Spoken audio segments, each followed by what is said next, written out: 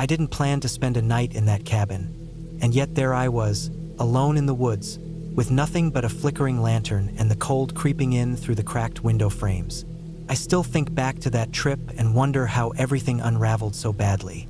It started out as a simple weekend getaway, a break from city noise and deadlines, a chance to be quiet, to reset.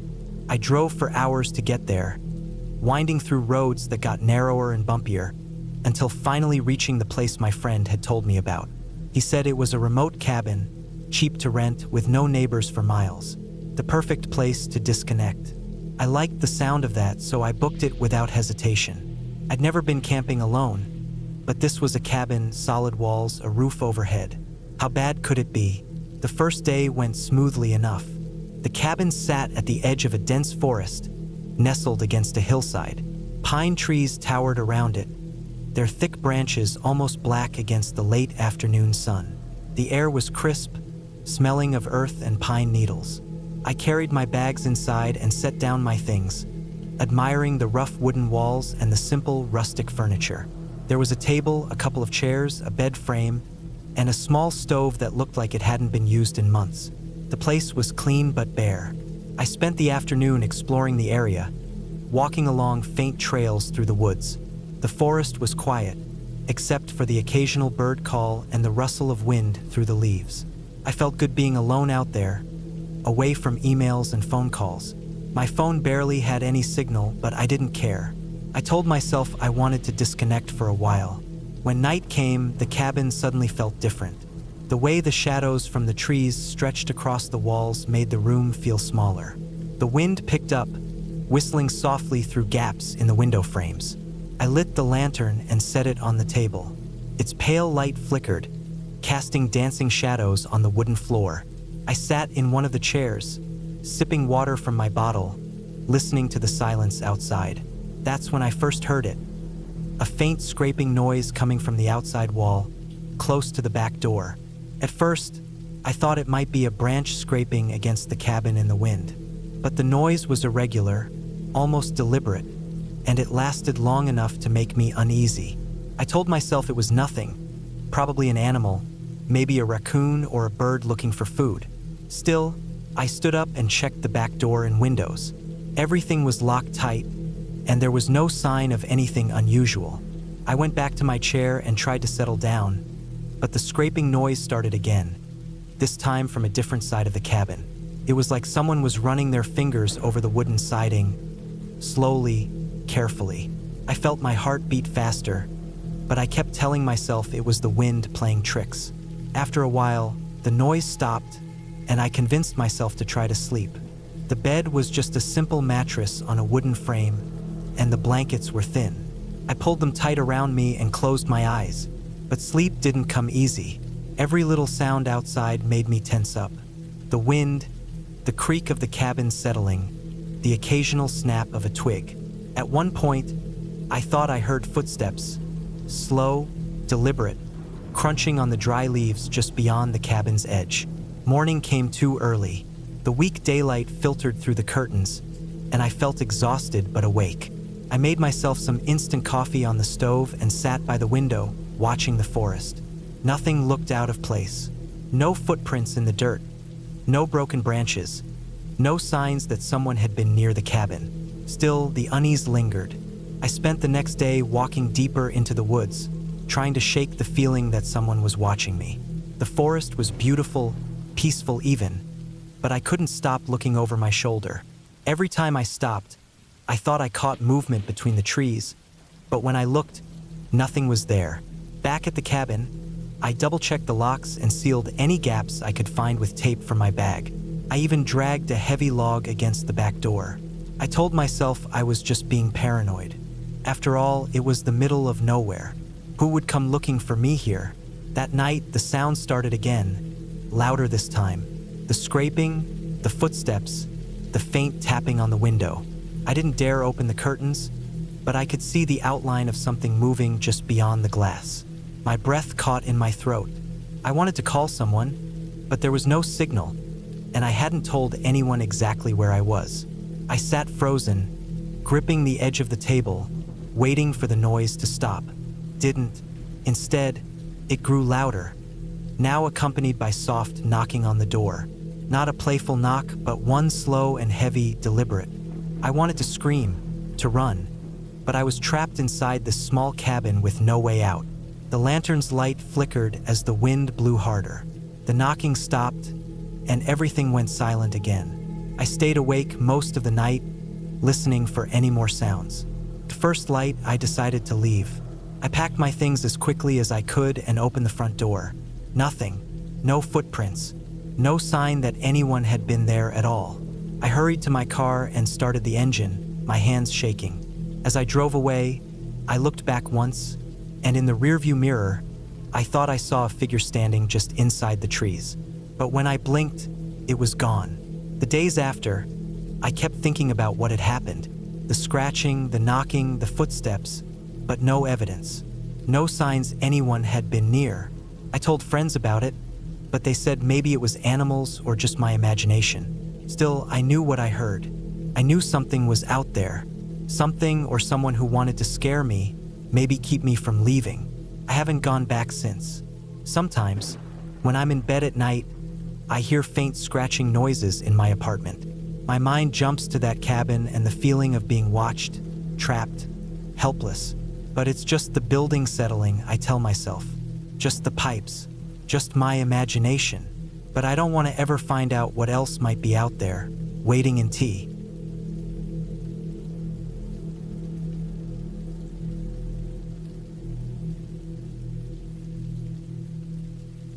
I never thought I'd end up stuck in a cabin alone, in the middle of nowhere with no cell service and no easy way out. But that's exactly where I found myself one early fall weekend, and the experience still haunts me when I think about it. The plan was simple.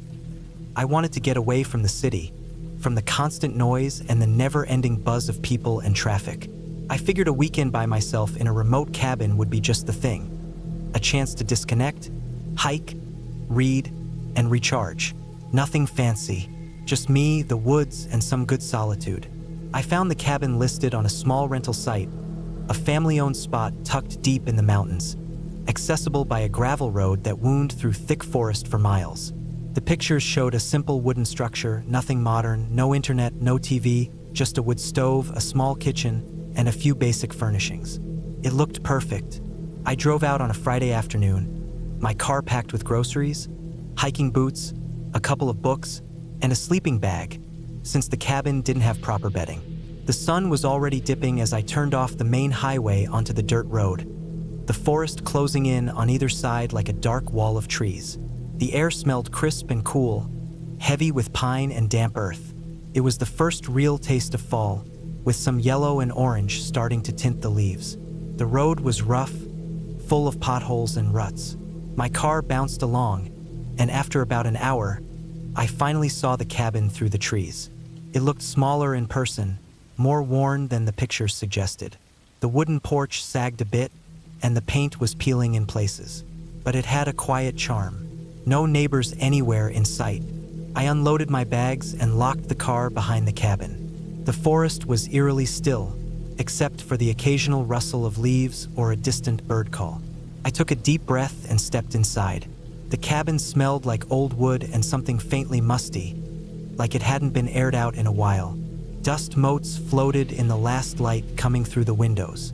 There was a simple kitchen area with a small propane stove, a sink, and a counter covered with some old pots and pans.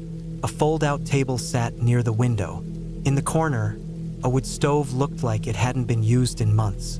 There was a single room that served as living and sleeping space, with a threadbare couch, a rickety wooden chair, and a small bookshelf with some worn paperbacks. I'd brought my sleeping bag and a pillow, planning to sleep on the couch. There was no electricity, but a small battery-powered lantern and some candles provided light. I unpacked my things and decided to start a fire in the stove. I found some dry wood stacked outside and some kindling in a crate near the porch. After a few failed attempts, the wood was damp and stubborn. I got the fire going. The orange flames flickered to life, and the cabin warmed slowly. Night came fast. The sky outside darkened, and the forest beyond the windows became a solid black wall. I lit some candles around the room and sat in the chair near the stove, drinking a cup of instant coffee. The silence felt strange. It wasn't peaceful exactly, more like a thick, heavy quiet that pressed on your ears. I tried to read but found my eyes drifting to the windows. The trees stood tall, their branches swaying slightly in the breeze, casting long shadows. The wind made a low moaning sound through the branches. Every now and then, I thought I heard a distant snap, maybe a branch breaking or an animal moving. Eventually, I wrapped myself in the sleeping bag on the couch. The fire crackled beside me, throwing flickering light across the walls. Outside, the wind picked up, rattling the window panes. I tried to sleep, but the darkness felt dense, like it was pressing in on the cabin. I woke suddenly around midnight. The fire was dying down to embers, and the cabin was cold. I could hear something, a faint scratching noise. I sat up and listened. It was coming from outside, near the porch. I stayed still, heart pounding, trying to convince myself it was just an animal. A raccoon, maybe, or a squirrel. But the scratching kept going, slow and deliberate. I grabbed my flashlight and peered out the window. The beam cut through the darkness but revealed nothing. The forest looked empty, just the tall, shadowy trunks and the moving leaves. I went back to bed but didn't sleep well. The scratching continued off and on, along with other sounds. Twigs breaking, a low rustling in the underbrush. I kept imagining footsteps, but whenever I looked, there was nothing. The next morning, I felt drained. I made coffee on the stove and decided to hike a bit to clear my head. The forest was beautiful in the daylight. Crisp air, golden light filtering through the leaves, birds calling. I walked along a narrow trail I'd found the day before, moving deeper into the woods. About an hour in, I noticed something odd on the ground.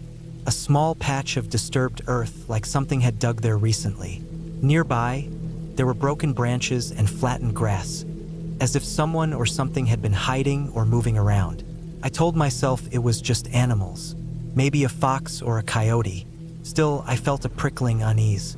The woods felt different now, less welcoming. Later that day, I went back to the cabin and tried to shake the feeling. I cooked some canned soup, read more of my book, and kept the fire going. But the scratching at night came back, louder this time, almost like nails scraping wood. On the second night, I heard something else. A faint thud against the side of the cabin, then a quick rustle away into the darkness. I sat up, flashlight in hand, and scanned the windows. Nothing moved. I checked all the doors and windows, making sure they were locked and latched. The cabin was old but solid. Still, the idea of someone or something lurking just outside made my skin crawl. The third day, I found footprints in the dirt near the cabin. They were too big and too deep for any animal I knew. Human footprints. I stared at them, frozen. Whoever had made them was big, and the prints weren't fresh but not old either, maybe from the night before. I thought about leaving, but the dirt road was muddy from rain the night before. My car was parked at the end of the road, a good 20-minute walk away. I debated just hiking out to the car, but the woods felt wrong, like eyes were watching me. That night, I stayed awake, sitting by the fire with a baseball bat I found in a corner. The scratching and thudding noises started again, louder, closer. I heard heavy footsteps circling the cabin, crunching leaves and snapping branches. I remember gripping the bat tight, heart pounding in my chest, every muscle tense. The night felt endless. The wind died down, and everything went eerily silent for a moment. Then suddenly, a loud banging on the door made me jump. I swung the bat against the door, shouting out loud, though I knew no one could hear me. Then nothing. No footsteps running away, just silence. I stayed up all night, flashlight in hand, watching the windows. At dawn, the forest looked normal again, peaceful even, with the sun shining through the trees. I didn't sleep that day either. I packed my things quickly, grabbed the keys, and left the cabin. On the way out, I saw more footprints and marks on the trees, some scratches deep enough to show fresh wood beneath.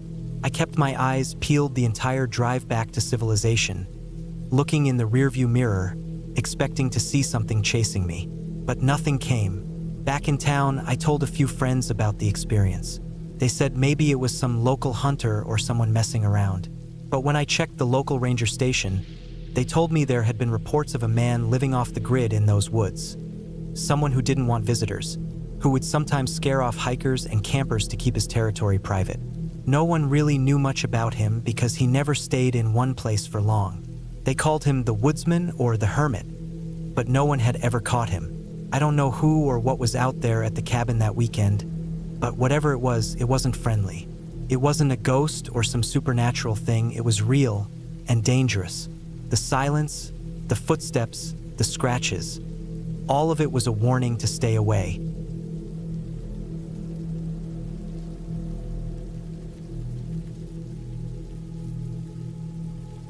I didn't plan to stay long, just a weekend, a chance to get away from the city noise, the rush, the constant pressure that always seemed to follow me. The cabin was supposed to be a refuge, a small, old wooden structure I found listed online. Remote, off the grid, cheap enough for me to afford a loan, and in a part of the woods I hadn't explored before. The kind of place you hear about in stories but don't expect to ever find yourself in. When I arrived, the sun was already dipping low behind thick pines. The road leading up was nothing but a narrow dirt path, half overgrown and twisting through the trees like a secret no one wanted disturbed. My car crunched over the loose gravel and dry leaves, the sound swallowed quickly by the forest around me. The trees were tall and old, their trunks wide and dark, standing like silent sentinels. The air smelled clean, a mix of pine and earth, a sharp contrast to the city's usual smoke and exhaust. The cabin stood at the end of the path. It was small, made of weathered logs that looked like they had seen decades of storms and sun. The roof sagged slightly on one side, and a few windows were cracked or dusty, but it was solid.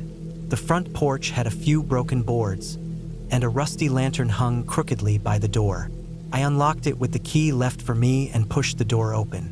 The smell inside was stale, a mix of wood, dust, and something faintly musty, like something had been left shut in for too long. Inside, the cabin was simple. A single room with a stone fireplace, a small wooden table and 2 chairs. A narrow bed covered with a thin blanket sat pushed against one wall. There was a small kitchen area with an old stove and a sink, though the faucet didn't work anymore. The floorboards creaked softly underfoot, and thin rays of late sunlight slipped through the gaps in the window frames. I set down my bag, ran my hand over the rough wood of the table, and took a deep breath. It was quiet, too quiet, but there was something calming about that too. The first night passed without incident, though I barely slept. The silence of the forest at night was heavier than I expected. It wasn't just quiet, it was an oppressive kind of silence, like the woods were holding their breath. Outside, I could hear the occasional snap of a twig or rustle of leaves, but no animals or birdsong. Just the sound of the wind pushing through the branches, and my own breathing. Morning light felt like a relief. I stepped outside and looked around. The trees stretched up endlessly in every direction. The dirt path was still there, though the tracks from my car were quickly fading. I went down to the small creek I had noticed earlier, where water ran cold and clear over smooth stones. I drank from my bottle, the cold water refreshing and sharp. The forest seemed peaceful in the daylight, almost welcoming, but there was a tension beneath it I couldn't shake. That afternoon, I explored around the cabin a little. The land sloped gently down toward a patch of dense thicket, and beyond that, more trees as far as I could see. No other houses, no signs of people, just the forest stretching on and on. I found an old fire pit a little ways off, surrounded by stones and blackened logs. It looked like someone had used it not too long ago, though there were no footprints nearby. I gathered some dry wood for a fire later and brought it back. The second night was worse. I tried to keep busy, lighting a fire in the stone pit out back, cooking some canned beans on the old stove. The flames sputtered but held steady, casting flickering shadows on the cabin walls. The wind had picked up outside, rattling the windows and bending the trees so they groaned under the pressure. It was hard to tell where the sounds were coming from. Branches scraping the roof, maybe, or something heavier moving in the brush. Sleep didn't come easily. Every time I closed my eyes, I thought I heard footsteps, slow, deliberate, just outside the cabin. sometimes on the porch, sometimes circling around the back. I told myself it was the wind or animals, but the sound was too steady to be a deer or a raccoon. It was the sound of something pacing. After hours of listening, I got up and looked out the window. The porch was empty. The trees swayed in the moonlight, but nothing moved close. The next day, I was on edge. I tried to stay busy cleaning up the cabin, stacking wood, and walking more of the surrounding area. I found what looked like a trail, overgrown and barely used, leading deeper into the woods. I didn't follow it long, just enough to know it existed.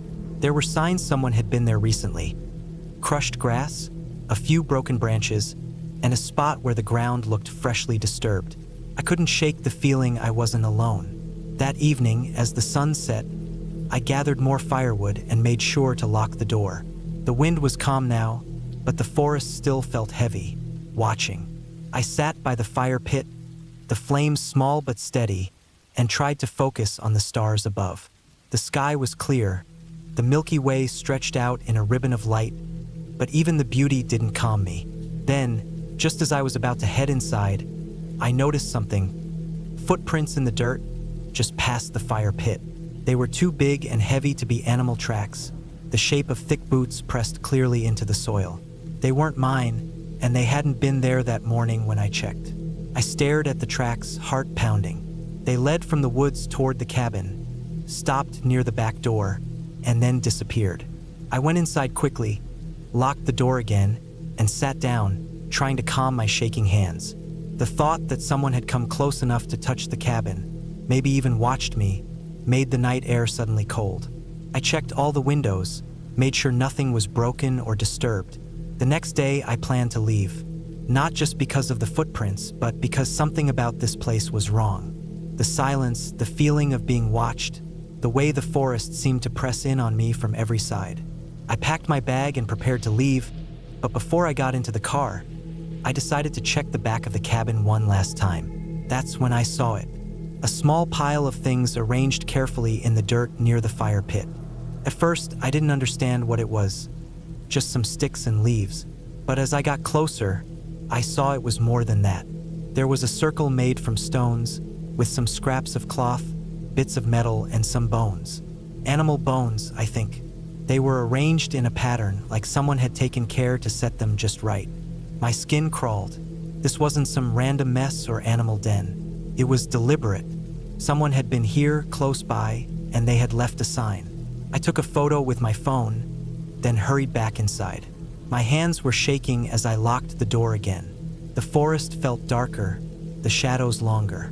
The wind stirred the trees in a whisper that sounded almost like a warning. I didn't sleep that night. I sat by the door with the flashlight in my hand, eyes scanning every dark corner outside. Every small noise made my heart leap. The following morning, I didn't wait for the sun to rise. I threw my bag in the car, started the engine, and drove away as fast as I could. I didn't look back. Weeks later, I learned the truth about that part of the woods. Local hunters and hikers spoke quietly about it, never mentioning it directly, but the stories were clear enough. There had been a group living off the grid in those woods. People who didn't want to be found. They were said to be dangerous, violent, and territorial. The bones I saw? Likely from their traps or worse. The cabin wasn't abandoned like I thought. It was a borderline outpost, a place they might check sometimes, a warning for anyone who wandered too close. I still wonder how close they really were that night. The experience left me shaken, but it also taught me something important about the wilderness. How it can seem peaceful and beautiful on the surface, but holds secrets beneath that silence. Dangers that don't announce themselves with screams or shadows, but with quiet footsteps, signs left in the dirt, and the feeling that you are not welcome. I never went back to that cabin. The forest is still there, vast and endless. But for me, that place became a reminder of something I'd never want to face again.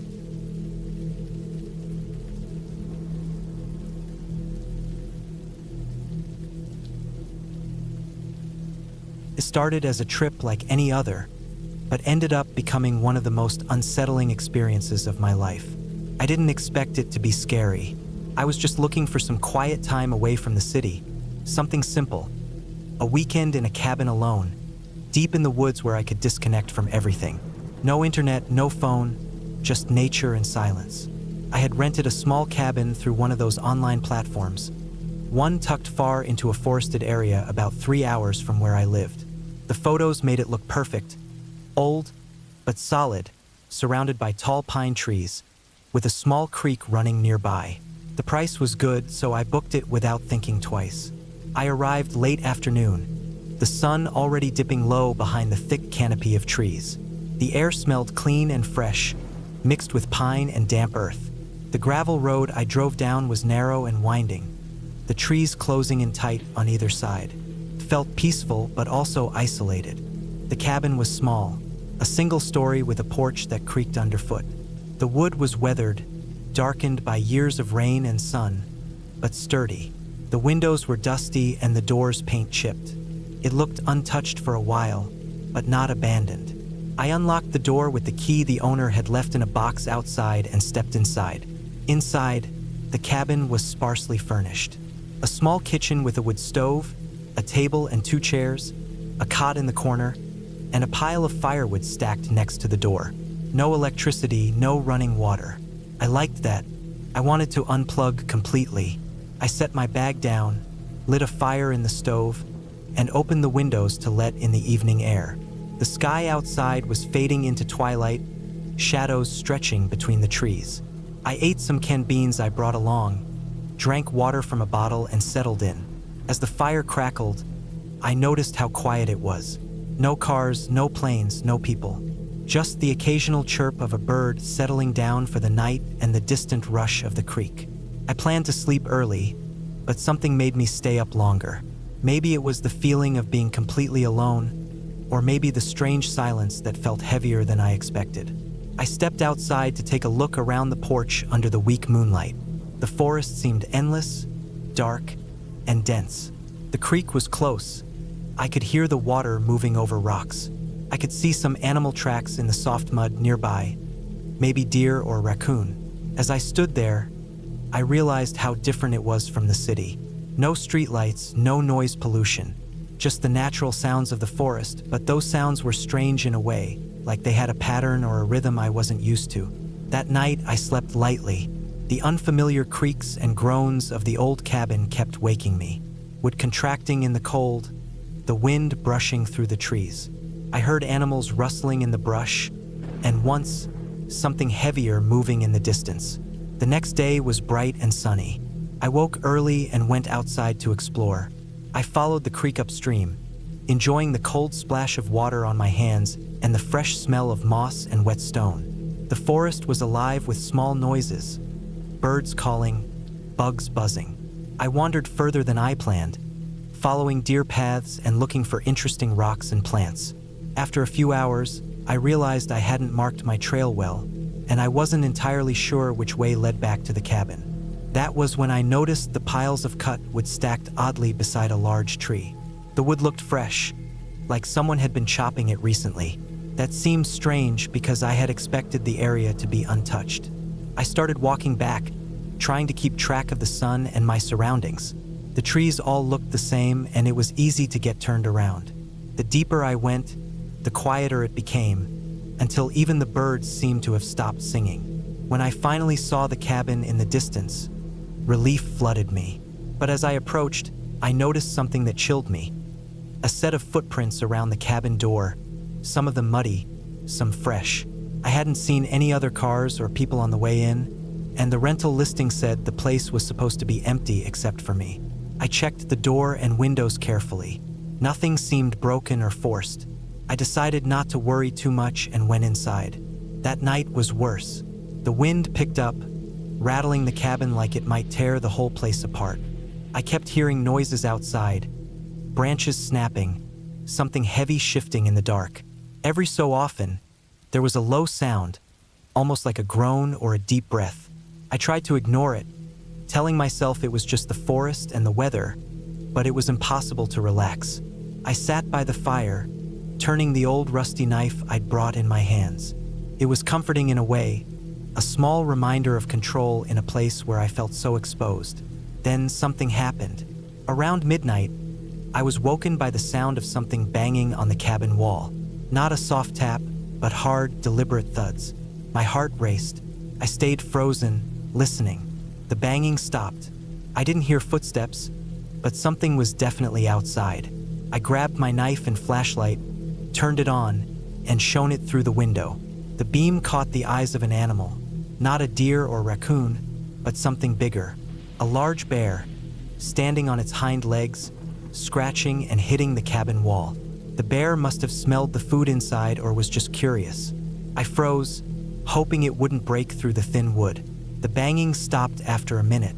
The bear sniffed the air one last time and lumbered back into the trees. I didn't sleep after that.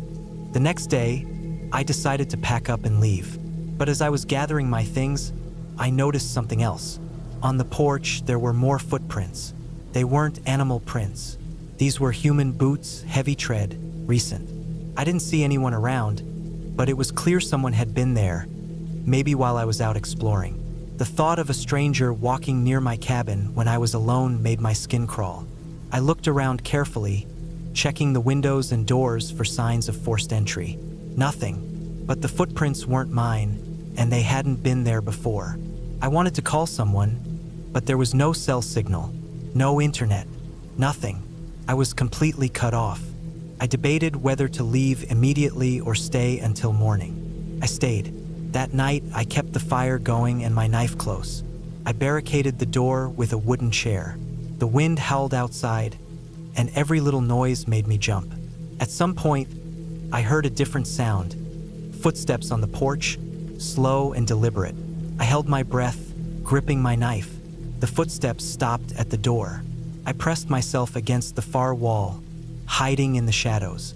Nothing happened. The footsteps moved away. I waited until dawn, too afraid to sleep. In the early morning light, I stepped outside to inspect. There were fresh boot prints on the porch, and they led away into the forest. Someone had come to the cabin during the night. I packed everything quickly and left. When I finally got back to my car and turned on the radio, I heard a local news report. There had been a man who escaped from a nearby prison camp a few days earlier.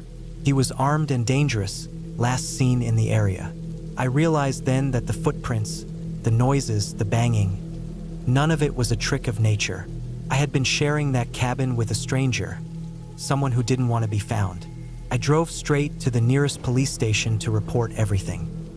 The thing is, even though I told them where I'd stayed and what I'd seen, the search found no trace of the man near the cabin or in the woods. I guess he moved on, but I never went back. The woods around that cabin, the silence, the isolation, all of it felt different after that night. Something about being so close to danger without warning is hard to forget. I learned that nature isn't just peaceful. It can be unpredictable and sometimes dangerous because of the people who use it to hide. The cabin itself wasn't haunted or cursed. It was just a quiet place in a vast forest where someone desperate could hide, and I had stumbled into it by chance.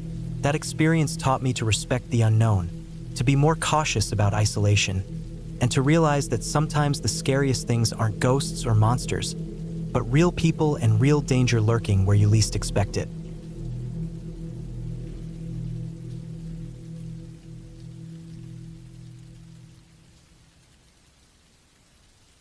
I still remember the day I decided to spend a few nights alone in that old cabin deep in the woods.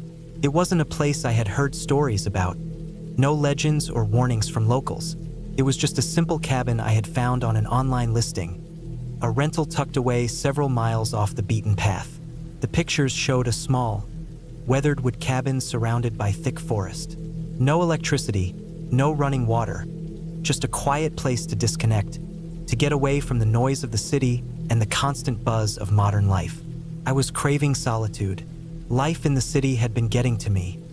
The noise, the crowds, the never-ending cycle of work and distractions. I wanted something different, something quiet and still, even if just for a little while. I booked it for 3 nights. The first night, I arrived just before sunset, carrying a backpack with food, water, a sleeping bag, and some essentials. The cabin was about 2 hours' drive from the nearest town, down a winding dirt road that seemed to get narrower the further I went. By the time I pulled up to the small clearing where the cabin sat, The sun was dipping behind the thick trees, turning the sky orange and purple. The air smelled of pine and damp earth. I parked my car under a few tall spruce trees and grabbed my pack. The cabin was simple, maybe 400 square feet. The wood was rough and gray from years of weather. The roof sagged a little on one side, and the windows were covered with thin curtains. Inside, it smelled faintly of old wood and something like dust mixed with the faint mustiness of forgotten things. The floor creaked under my feet. There was a small wood stove in the corner, a rickety table with 2 chairs, a single bed against one wall, and shelves lined with a few canned goods left behind by previous renters or maybe the owner. The cabin had no electricity, no phone signal, no internet. I liked that, felt peaceful. I unpacked my things, stacked some firewood by the stove, and started a small fire. The warm orange light filled the room, pushing back the shadows. Outside, the woods were already growing dark and still. I ate a simple dinner, then settled in with a book. The silence was thick, except for the occasional snap of a twig or rustle of leaves outside. Night came quickly, and after a while I got sleepy. I went to bed early, wrapped in my sleeping bag. The thin walls did little to block the sounds of the forest. The distant hoot of an owl, the rustling of branches in the wind, maybe the soft patter of rain on the roof. That first night, nothing unusual happened. The forest was quiet, peaceful almost. I slept well, waking with the first light of dawn filtering through the window. The second day I spent hiking through the woods nearby. The trail was rough, tangled with roots and rocks, but I didn't mind. The air was cool and fresh. I saw deer tracks in the mud and heard birds singing in the canopy above. There was no one else for miles. At one point, I crossed a small creek, stepping carefully over slippery stones. When I returned to the cabin, I noticed the door was slightly ajar, though I was sure I had locked it. I didn't think much of it at first. Maybe the wind had blown it open. I closed it firmly and double-checked the latch. The rest of the day passed uneventfully. I made a fire, cooked a simple meal, and read by the stove. The solitude was calming. I liked being alone with my thoughts, away from everything. As night fell again, I went to bed early once more. The sounds outside felt louder this time. The cracking of branches, the distant howling of some animal, maybe a coyote. The wind picked up, rattling the cabin walls. I felt a small shiver run down my spine, but told myself it was just the cold.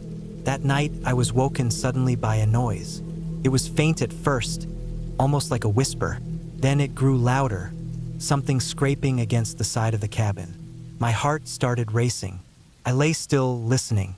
The scraping stopped, replaced by a soft thud. Then silence. I didn't move.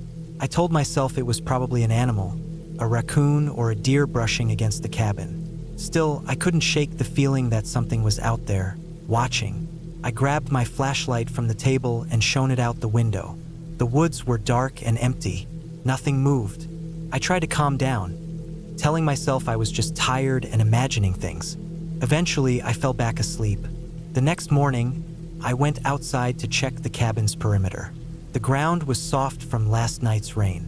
Near the side where I had heard the scraping, I noticed fresh marks on the wood.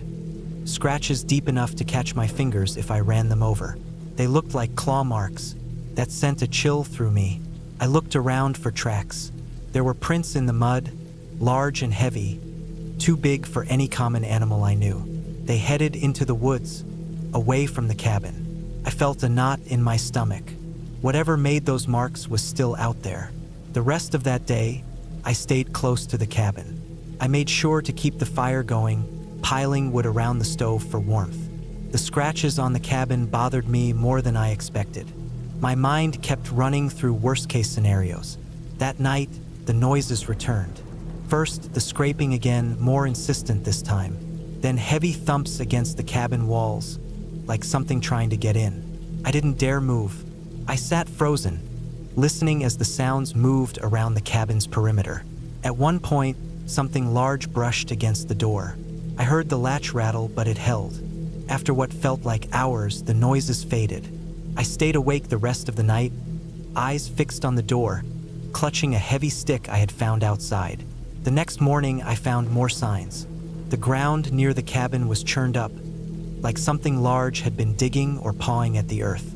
Pieces of bark were torn from the trees close by. The scratches on the cabin had gotten worse, deeper and more frequent. It looked like whatever was out there was trying harder to get in. I started to feel trapped, like the woods around me had shifted from peaceful to threatening. I decided not to wait for the third night. I packed my things quickly and planned to leave before sunset. But as I was getting ready, I noticed something else. A set of footprints leading toward the cabin, smaller and lighter, like a person's. I hadn't seen anyone else come near all day. That unsettled me even more. As the sun began to set, I locked the door, piled my things into my pack, and headed down the dirt road toward my car. I kept looking back, feeling eyes on me from the trees. The forest was alive with sounds I had never noticed before. Twigs snapping, leaves rustling, heavy footsteps moving just out of sight. I didn't run, but I didn't stop either. When I reached the car, I locked the doors and sat inside for a moment, catching my breath. I looked back toward the cabin one last time. In the dim light, I saw something standing near the edge of the clearing, just between the trees. I couldn't make out what it was, just a dark shape. I blinked, and it was gone. Driving back down the road, I kept the windows up and the radio on, even though there was barely any signal. The forest seemed to close behind me like a trap, the trees pressing in on the narrow road. I didn't look back again until I reached the paved highway. At home, I tried to explain what happened to myself, to write it off as a wild animal or my imagination. But I still think about those scratches and the heavy footprints, the way something kept trying to get inside the cabin, and that dark shape I saw as I left. The woods were supposed to be peaceful, a place to rest and disconnect. Instead, they felt like a cage, and I was lucky to get out when I did. Even now, I don't go back near that cabin. I don't know what was out there in the woods, maybe a bear or some other wild animal. But I'm sure of one thing: it wasn't friendly, and it didn't want me there.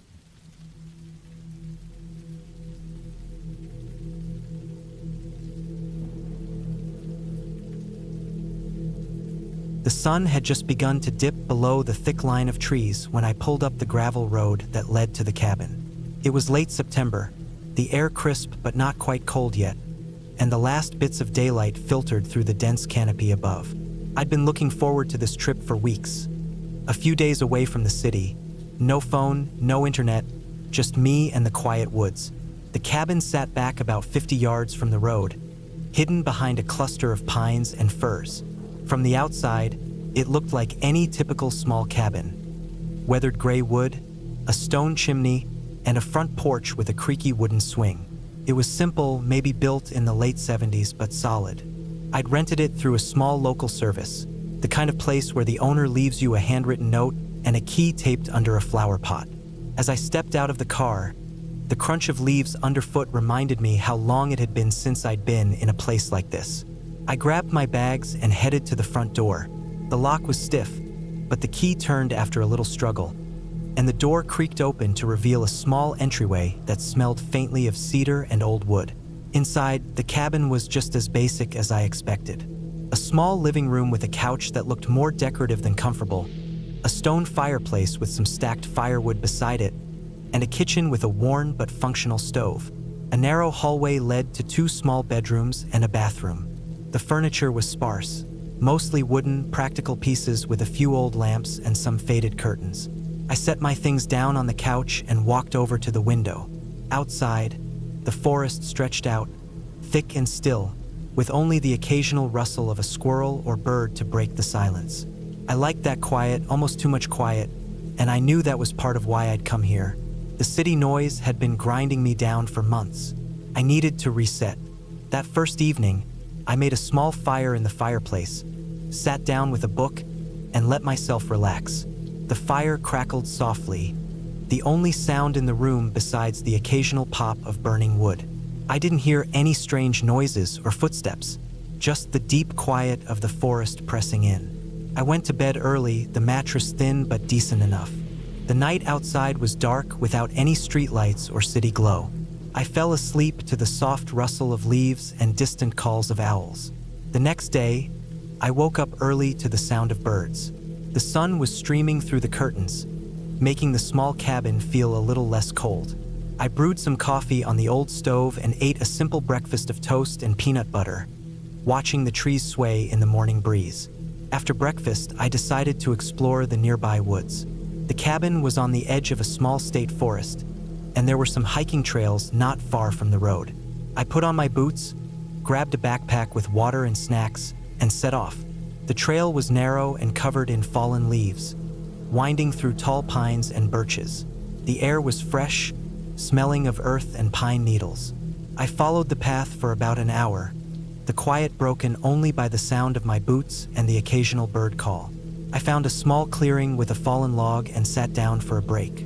Looking around, I noticed how peaceful it was. No planes, no cars, just nature. Felt good to be out here, away from everything. On my way back, I took a slightly different path, curious about where it led. After about 10 minutes, I came across a small creek, the water clear and cold. I crouched down and dipped my hand in, feeling the chill. I followed the creek for a bit, enjoying the soft sound of running water. That afternoon, I went back to the cabin, tired but content. I cleaned up and started another fire. The sun set earlier than I expected, and soon the room was lit only by the flames and a small lantern I'd brought along. As the night deepened, the quiet outside grew more intense. I could hear the wind moving through the branches and the occasional snap of a twig. There was something about that kind of silence that felt different from the city. It wasn't empty. It was alive in a subtle way. I stayed up reading until my eyes grew heavy. When I finally went to bed, I was tired enough that I didn't think twice about the small noises the cabin made, the creaks and groans of old wood settling. The second night was when things started to feel different. I woke up suddenly in the middle of the night to a sound outside the window. It was faint but distinct, a rustling, like something moving through the underbrush. I lay still for a moment, trying to tell if it was a deer or some other animal. The moonlight was bright enough that I could see the outlines of trees and bushes. After a few minutes, the noise stopped. I told myself it was nothing, just the usual forest sounds. Still, I didn't fall right back to sleep. I sat up and listened, but everything was quiet now except for the wind. I looked at the clock. 2:17 a.m. Too early to get up, but too late to ignore the noise. I tried to settle back down, but my mind wouldn't let me. I was thinking about the silence, about how peaceful it had been earlier that day, and about how different it felt now. Eventually, I got up and went to the window to look outside. The forest looked calm, just the way it had all day. No sign of anything unusual. I closed the curtains and went back to bed. The next morning, I found some broken branches and flattened grass near the edge of the clearing behind the cabin. They looked like something heavy had passed through. Not big enough for a bear, but bigger than a deer. I snapped a few pictures with my phone, thinking maybe it was just a large animal moving through. I spent the day exploring the forest again, but I kept noticing signs that something was nearby. Tracks, broken twigs, fresh scat. I tried to stay calm and rationalize it. It was probably just a wild animal, maybe a large coyote or a stray dog. The area was remote enough for wildlife. That night, I decided to sleep with the cabin door locked and some kitchen knives on the bedside table. Felt like overkill, but the unease was growing. By the third day, things were starting to feel worse. I woke again in the middle of the night to sounds outside. Something heavier this time, slow steps in the dirt. My heart pounded as I lay still, listening. The sound stopped close to the cabin, then a sudden snap, like a branch breaking under weight. I grabbed a flashlight and quietly got out of bed. The cabin was cold and dark, the only light coming from the moon. I crept to the window and peered outside. The beam of the flashlight cut through the trees, but I saw nothing, just shadows. Still, the feeling that I was being watched was overwhelming. I sat down at the kitchen table and tried to calm my nerves. I checked the locks on the doors and windows. Everything was secure. I kept the knives close, and after a while, I forced myself to go back to bed. The following day, I didn't want to leave the cabin. The forest felt less inviting and more threatening. I stayed inside, keeping the fire going and checking the perimeter every hour. That afternoon, I noticed footprints in the soft dirt just a few feet from the porch. They were large and unlike any animal prints I knew. The prints were human-like, but not exactly the size or shape of an average person's feet. They were wider, almost misshapen. I took photos and examined them closely. The prints led from the woods to the porch but stopped abruptly before the steps. It was as if whoever had left them didn't come closer. I felt a chill run down my spine. That night was the worst. I barely slept. The noises outside were constant. Shuffling, snapping twigs, rustling leaves. At one point, I heard a low growl, not quite a dog, not quite a bear. My phone was dead, no signal, no way to call for help. Around 3 a.m., I heard something scraping against the side of the cabin. I turned on the flashlight and shone it outside. There was nothing there. I stayed awake the rest of the night, watching every shadow. The next morning, I was exhausted but knew I had to get out. I packed quickly, keeping my eyes on the forest the entire time. I double-checked the locks and stepped outside.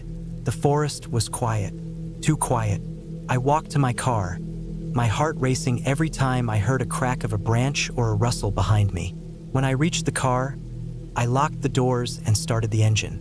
As I pulled away, I glanced back at the cabin, its dark windows staring like empty eyes.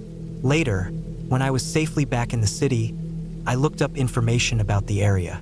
I discovered that the forest was known for occasional illegal activity. People had reported strange figures lurking, sometimes hunting, sometimes watching. The local rangers told stories about trespassers who had been caught living in the woods, and about others who disappeared for days. I realized then that what I'd experienced wasn't supernatural. It wasn't ghosts or monsters. It was real life. People who didn't want to be found, people who might be dangerous. That cabin, that forest, was a place where strangers could hide. And I'd come close to running into them. The experience left me shaken but grateful. Grateful that I'd stayed inside most of the time. Grateful that I'd left when I did. I learned that the forest silence could hide things far worse than imagined. And sometimes, the scariest stories are the ones that don't involve ghosts, just the unknown dangers of real people in the dark. Since that trip, I haven't returned to the cabin.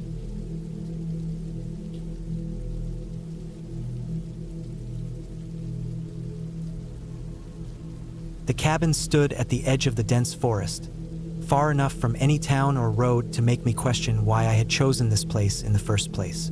It was a small wooden structure, with peeling brown paint, and a sagging porch that creaked when the wind pushed against it. I found it listed online for a decent price, off-grid retreat, the ad called it, perfect for a few days away from the noise of the city. The pictures showed a quiet spot surrounded by towering pines, a little fire pit out front, and windows that looked out over a small clearing. I needed to get away, so I packed a few bags, loaded up my old truck, and drove out as far as the maps would take me. The last stretch of road was little more than a dirt path, narrow and winding, flanked on either side by thick forest that pressed in close. The sun was beginning to lower in the sky by the time I arrived, casting long shadows between the trees. The air smelled like pine and damp earth, heavy with the quiet of the wilderness. There was no cell phone signal here, no internet, no one. Just the cabin, the trees, and me.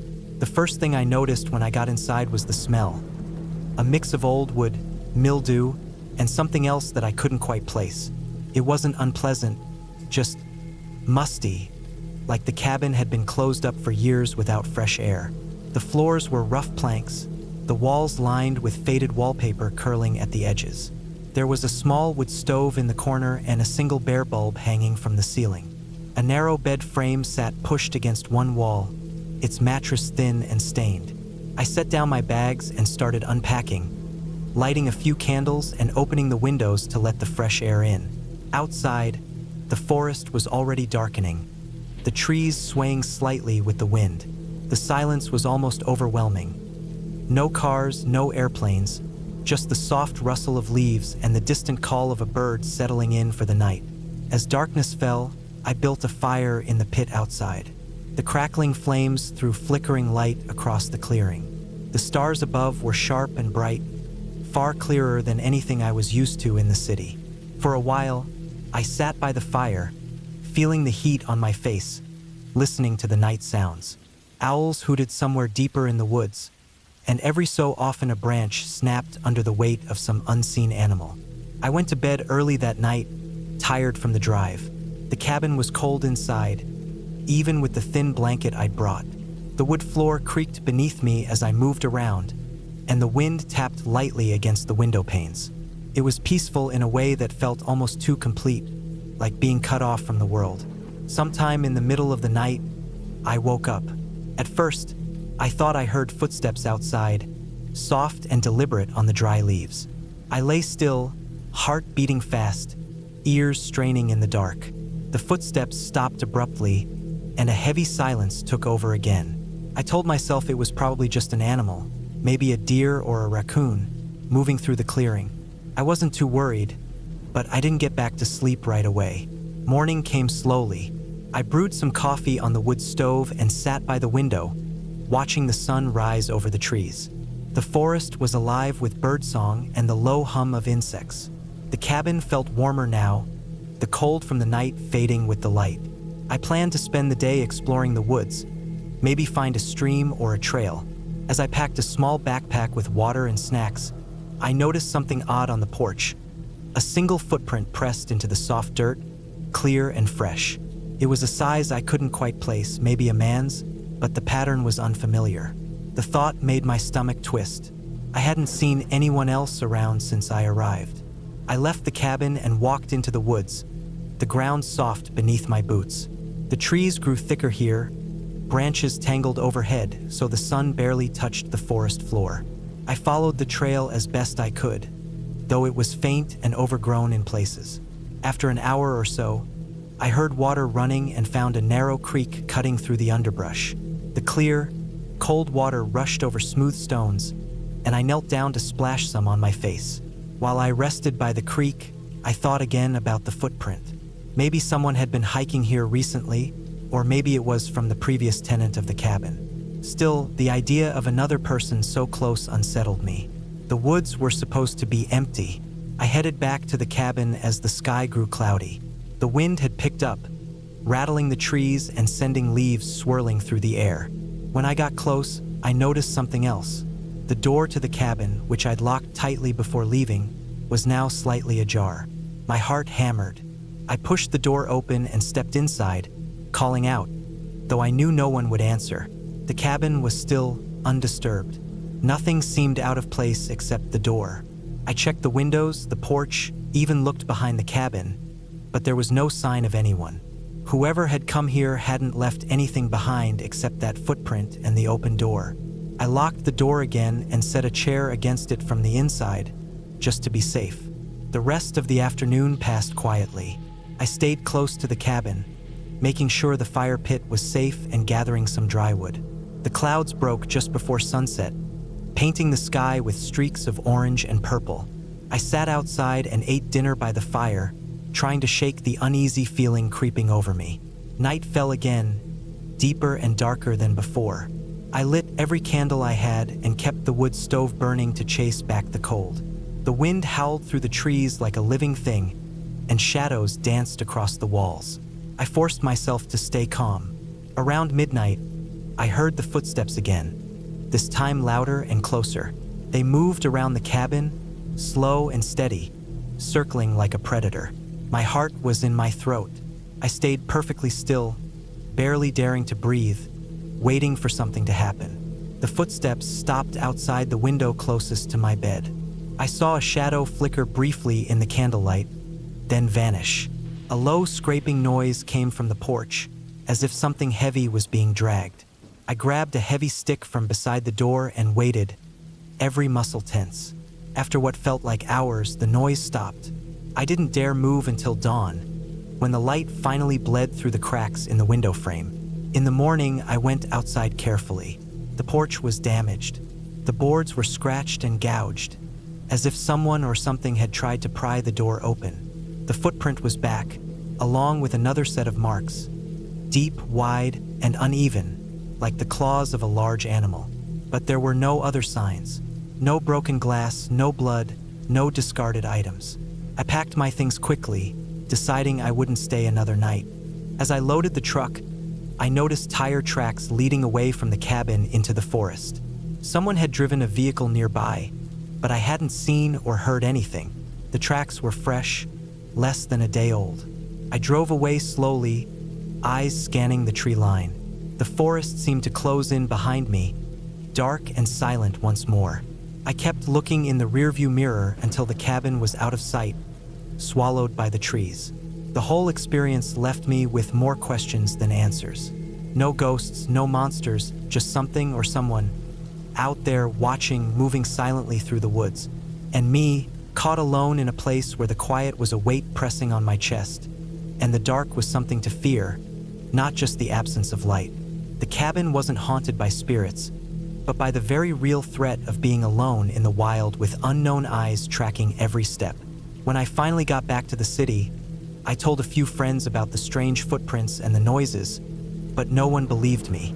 They said it was probably bears or hunters or just my imagination. But I knew better. Something had been there, close enough to touch the walls, close enough to break in, and I didn't want to know what it was or if it would ever come back.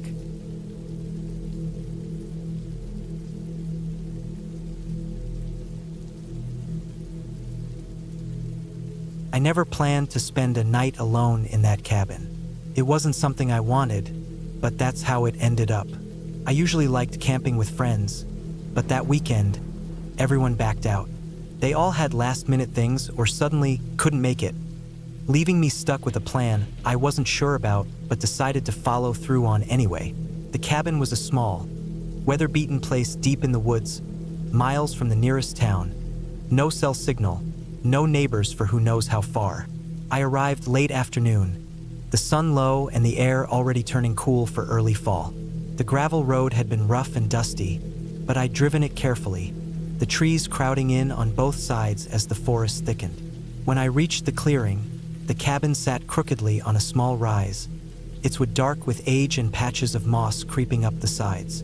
It looked abandoned at first glance, but the stack of firewood near the porch and the faint smoke from the chimney told me someone had been here recently. I dropped my bags on the porch, the boards creaking under my weight. Inside, the cabin was small, maybe 2 rooms. A main room with a wood stove, a rough kitchen corner with a sink that didn't work, and a narrow ladder leading to a loft with a mattress and some old blankets. The windows were grimy, but I could see the thick woods surrounding the cabin, the trees already casting long shadows. I set my things down and started a fire in the stove. It was slow going. The wood was damp and stubborn. The cold air seeped through the cracks around the windows and doors, making me pull my jacket tighter. I had brought food, canned beans, bread, some jerky, but I was more interested in the quiet than eating. I wanted the peace, the break from noise and people. As dusk turned to dark, the woods outside became a wall of black. The moon was new, so there was no light, only the dim orange glow of the fire pushing back the dark a little. I sat on the floor, back against the wall, watching the flames flicker. I tried to read, but my eyes kept drifting to the windows. Around 10 p.m., the first strange noise came. At first, it was a low rustling outside, like dry leaves being dragged or the wind moving through dead branches. I told myself it was nothing. The forest always made noises at night. But then, there was a sudden sharp snap. Not a branch breaking from wind, but something heavier, like a footstep on a thick stick. I stopped what I was doing and listened hard. Outside, everything was quiet again. The fire crackled, but I could still hear the faint pulse of my own heartbeat. I wasn't near the door, but I felt a sudden urge to check it anyway. I grabbed the flashlight from the table and slowly stood, moving carefully so I wouldn't make noise. The door was locked, but I leaned my ear against it, pressing hard.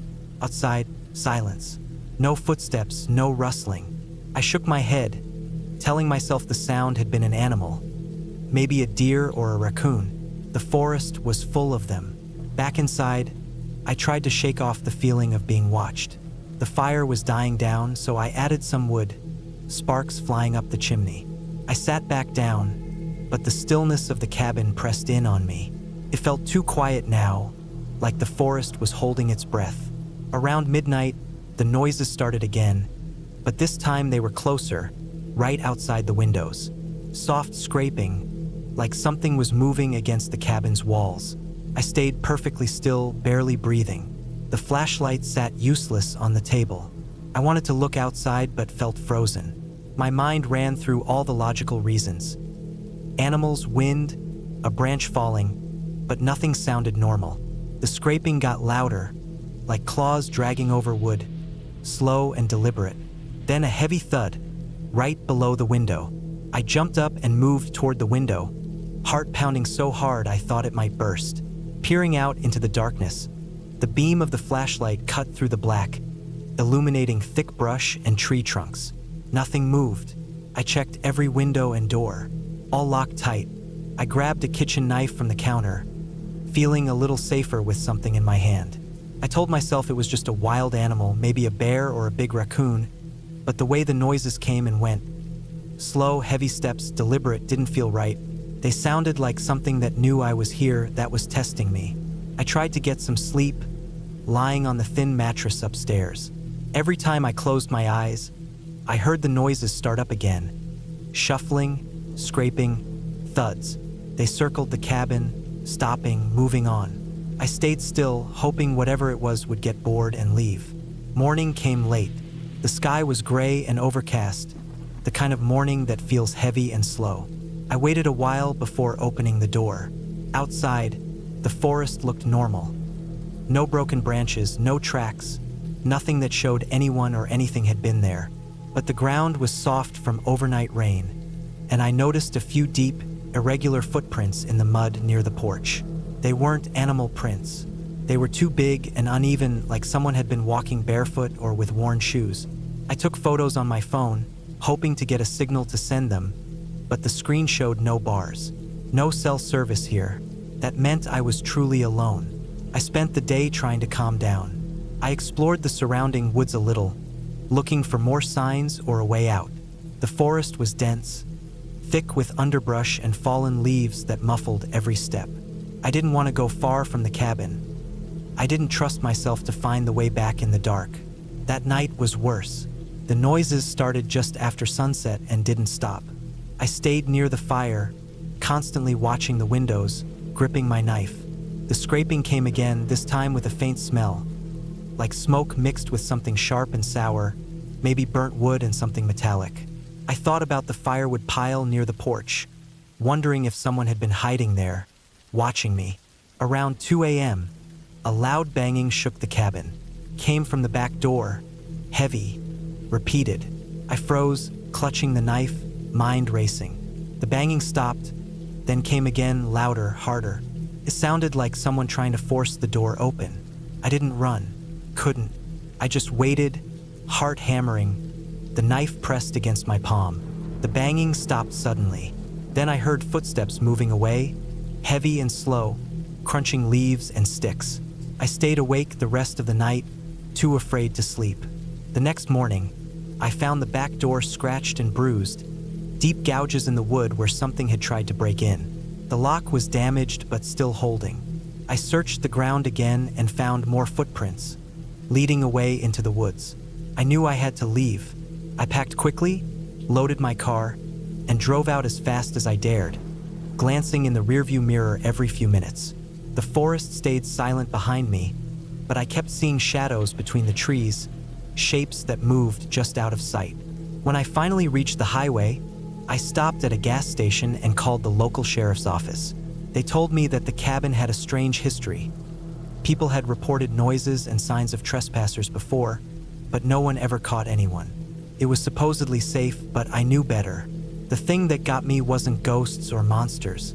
It was that someone or something had been watching, waiting, maybe even planning to break in. And when it gave up for that night, it didn't mean I was safe. It just meant it hadn't finished yet. I haven't gone back.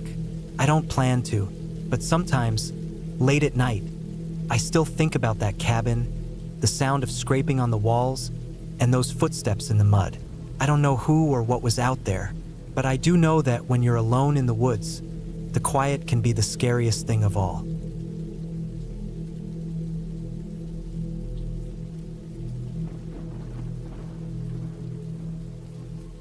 The cabin was supposed to be a quiet escape, a chance to get away from the noise of the city, from the endless work emails and crowded subway rides. I found it online, a small place deep in the woods, far enough from the nearest town to feel truly isolated. The pictures showed a simple wooden structure, built in a clearing surrounded by tall pines. No internet, no cell signal, no distractions. Just me and the forest. Perfect. I packed my things the day before and left early in the morning. The drive was long, winding through mountain roads with hardly any traffic. When I finally reached the turnoff, the dirt road stretched ahead, uneven and rutted, disappearing between thick trees. I slowed, took a deep breath, and kept going. It was late afternoon when I saw the cabin, a 2-story building with a stone chimney and a porch cluttered with empty chairs and a stack of firewood. The place looked old but solid, the wood weathered but intact. No sign of life anywhere. I pulled up, unloaded my bags, and took a slow walk around the place. The forest was silent except for the occasional call of a bird or the rustle of a breeze through the branches. No animals in sight, no people, just the heavy quiet of the woods. I liked that. I liked the feeling of being alone. Inside, the cabin was dim but clean. The floorboards creaked under my feet. The air smelled of pine and dust. The furniture was sparse. An old wooden table with mismatched chairs, a small couch with faded cushions, and a rickety bookshelf half filled with books and empty jars. The kitchen had an old stove and a sink that looked like it hadn't been used in a while. There was a wood-burning stove in the corner, cold now, but I could see the stacked logs nearby. I set up my sleeping bag in the main room, unpacked a few things, and started a fire in the stove.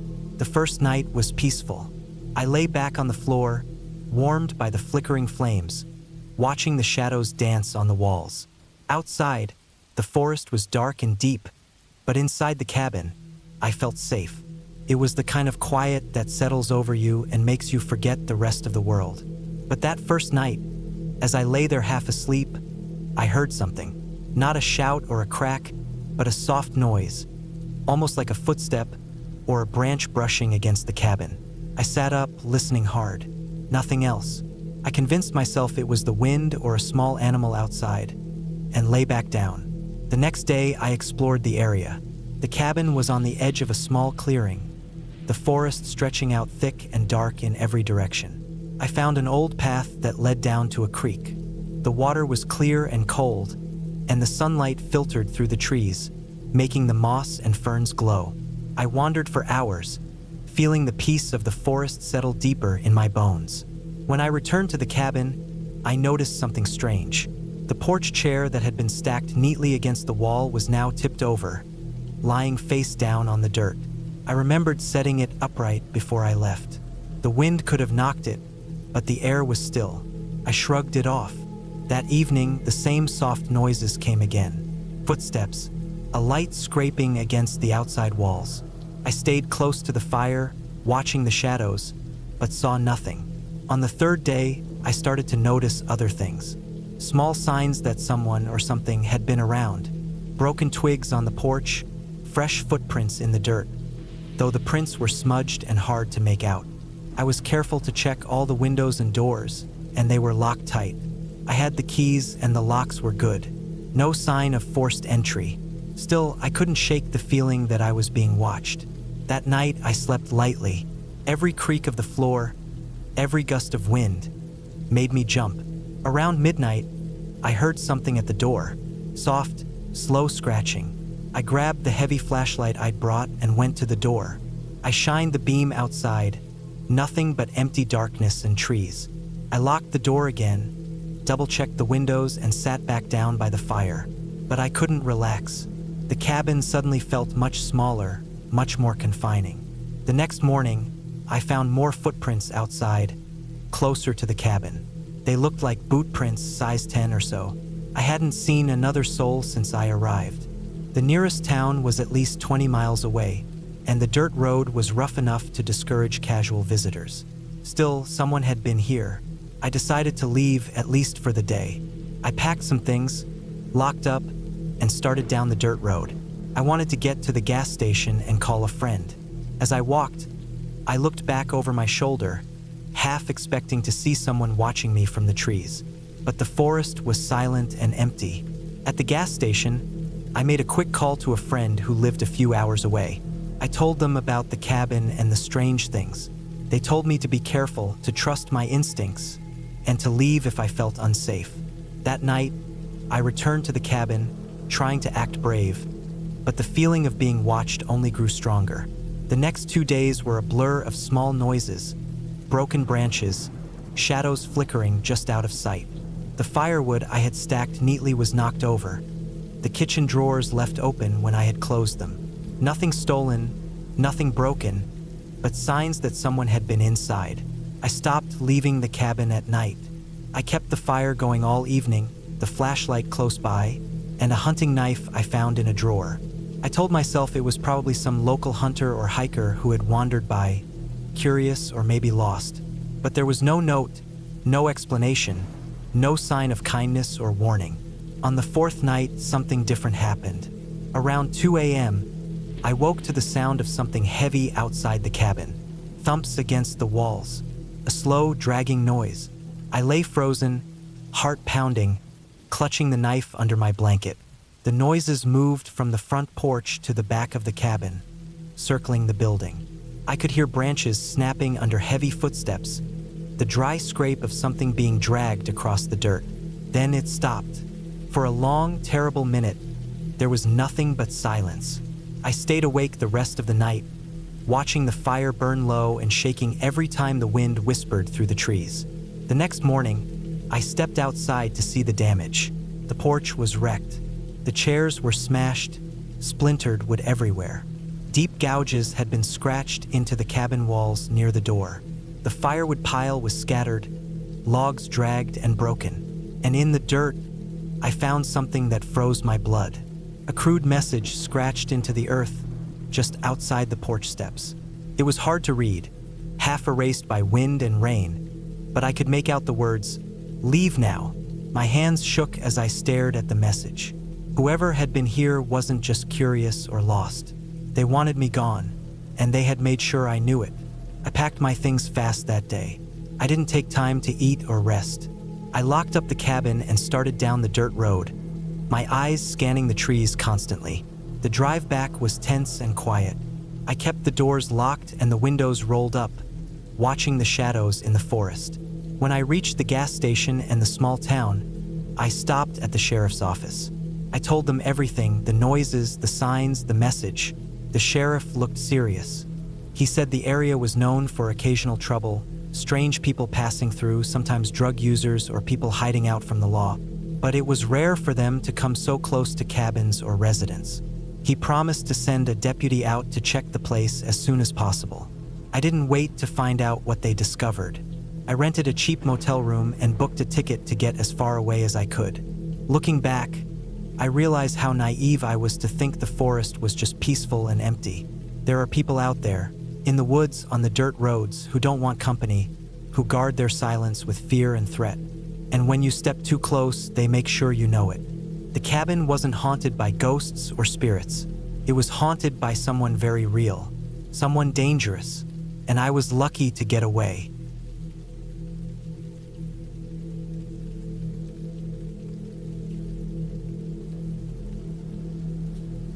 The cabin sat deep in the woods, far enough from the nearest road that the only sounds were the wind through the trees and the distant calls of birds. I had found it on an old rental listing, just a small, rustic place with no electricity, no phone service, and no neighbors for miles. Exactly what I wanted. I needed to get away from everything for a while. Work, the noise of the city, the endless buzzing of emails and messages. Just me, the forest, and the silence. The drive-in was long, twisting through narrow roads lined with thick pines and maples, their branches brushing against the windows as I passed. When I finally pulled up, the sun was already dipping low behind the hills. The cabin was smaller than I expected, just one story, with faded wooden siding and a tin roof that looked like it might leak in a heavy rain. A small porch stretched across the front, with two old rocking chairs that looked like they hadn't been moved in years. I pulled my bags out of the car and stepped up onto the porch. The wood creaked under my feet, rough and worn from time and weather.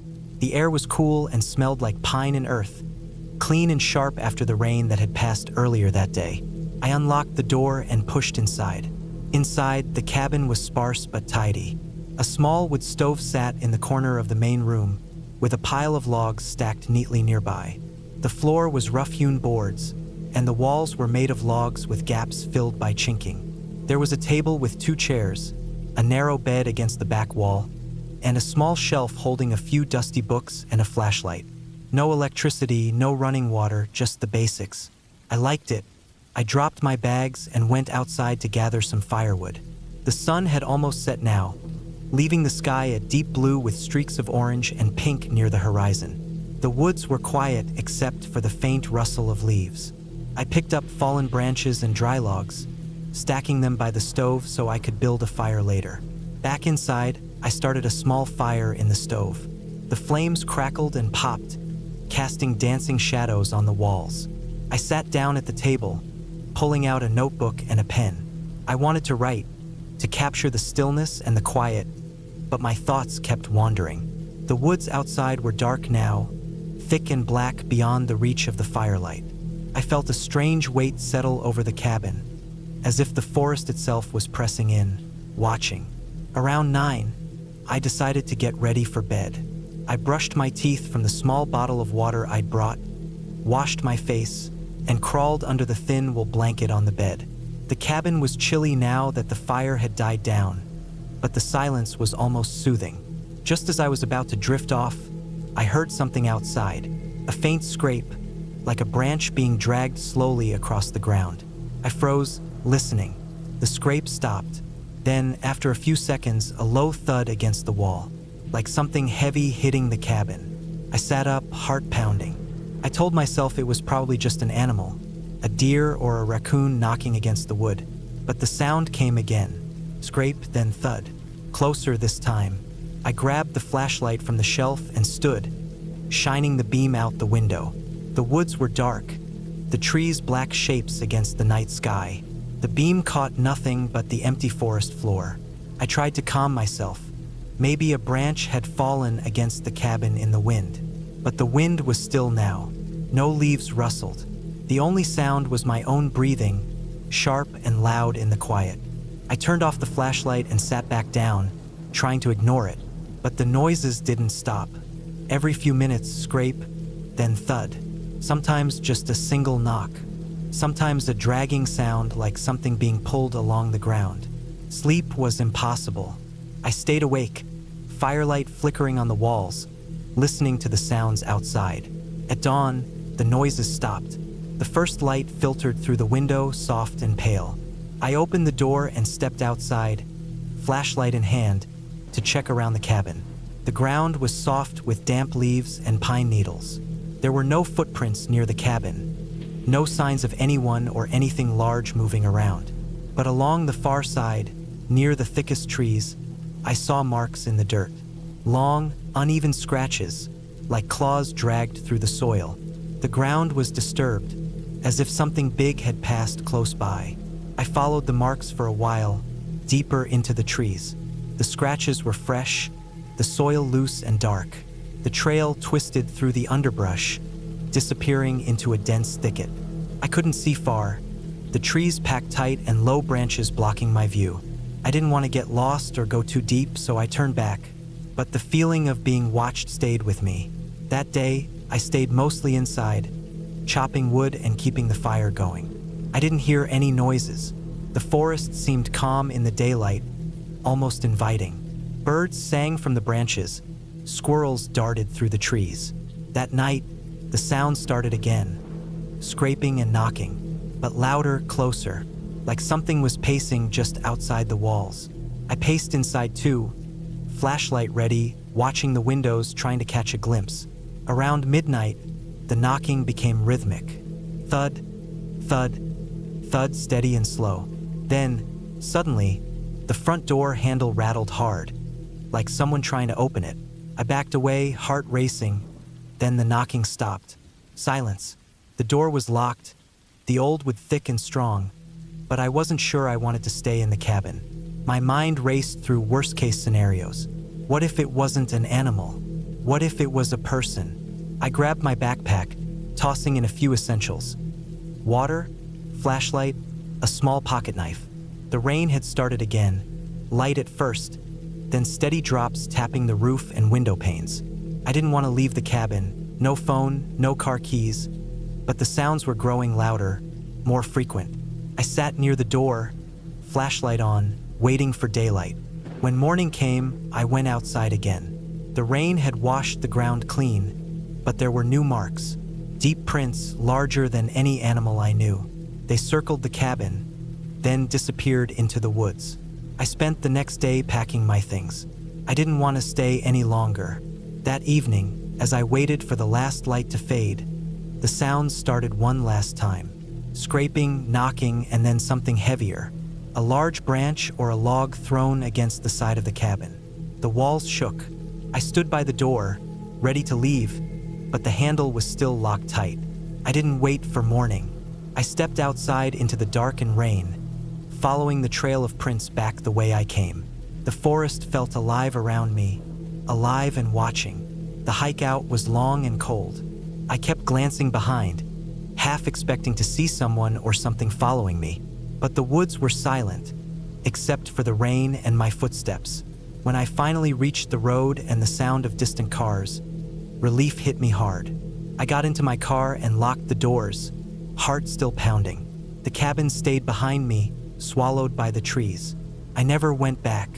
I never found out what made those marks or caused those sounds. But I'm certain it wasn't a ghost or any storybook creature. It was something real, something that belonged in the dark woods, and I wasn't meant to stay long enough to find out what.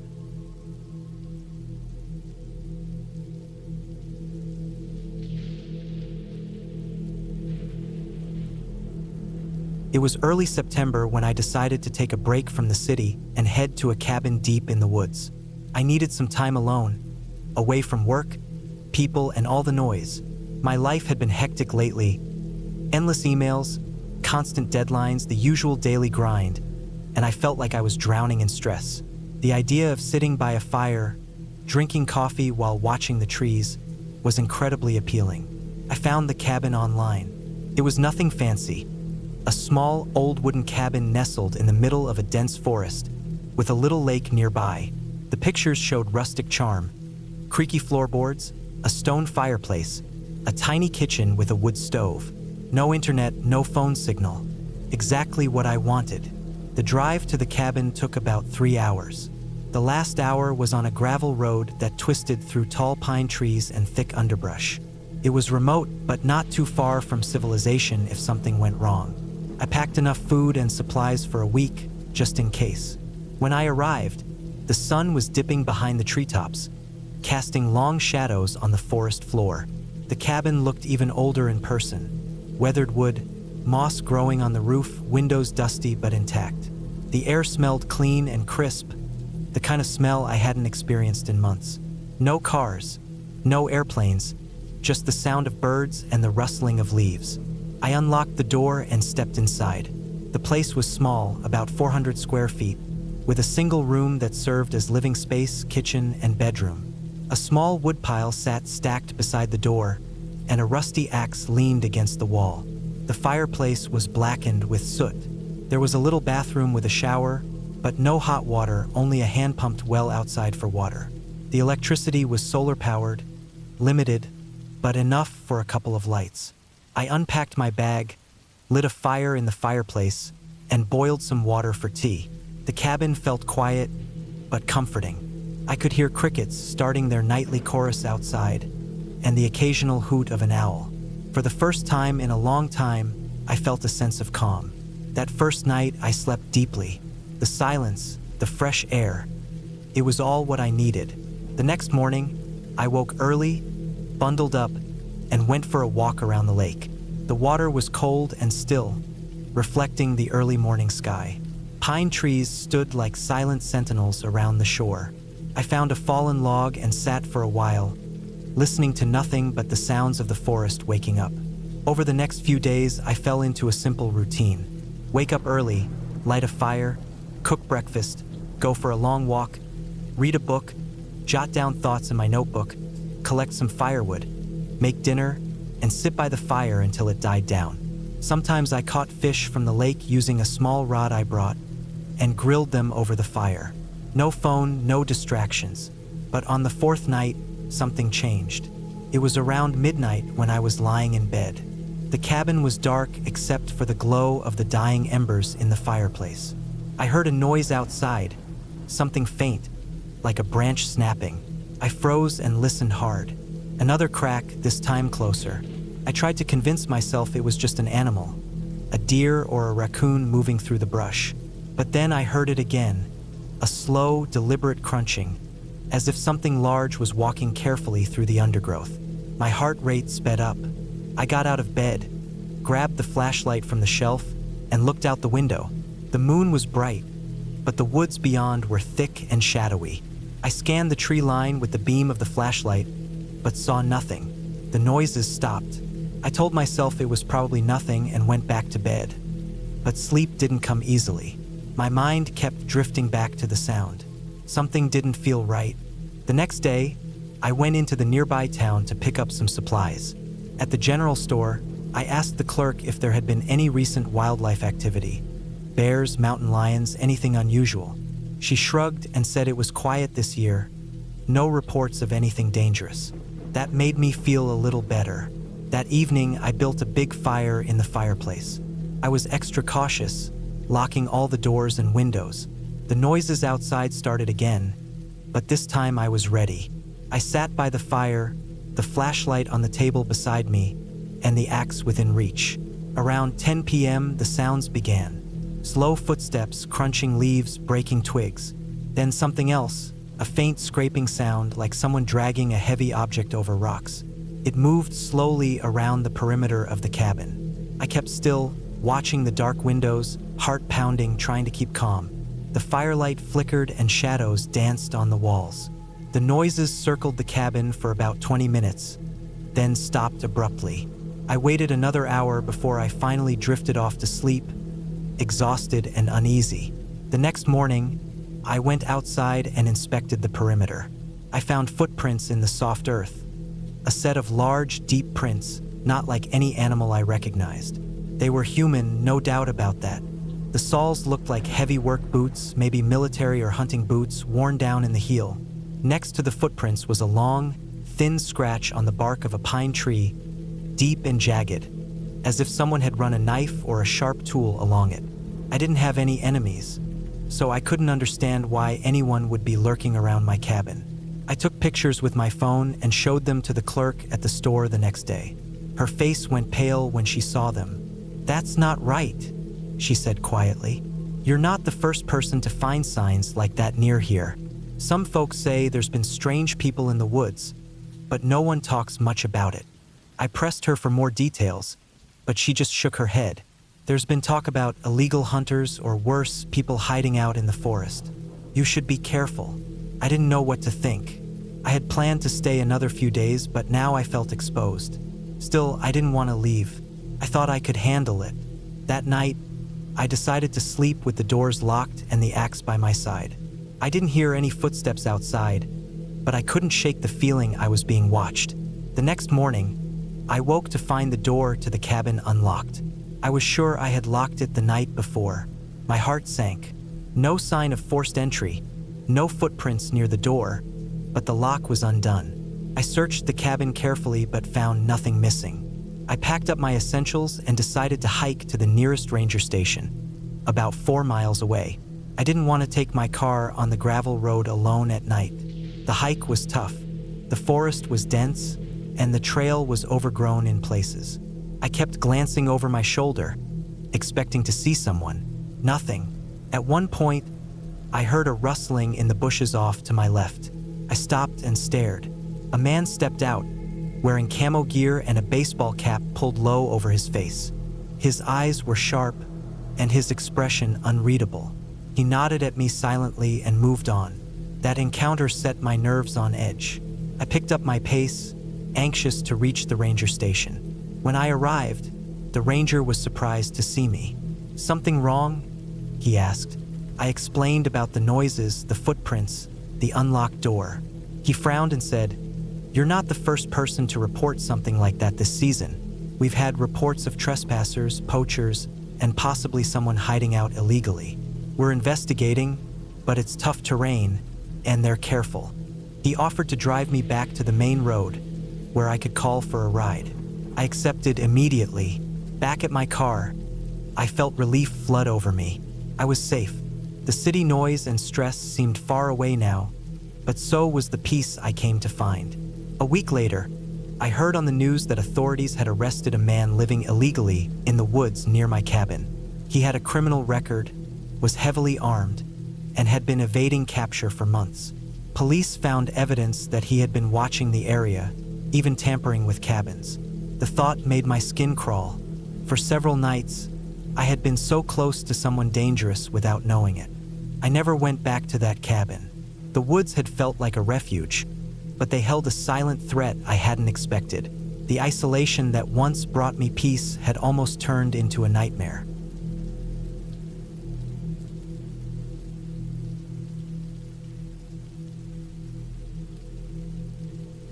I don't remember why exactly I decided to rent that cabin out in the woods.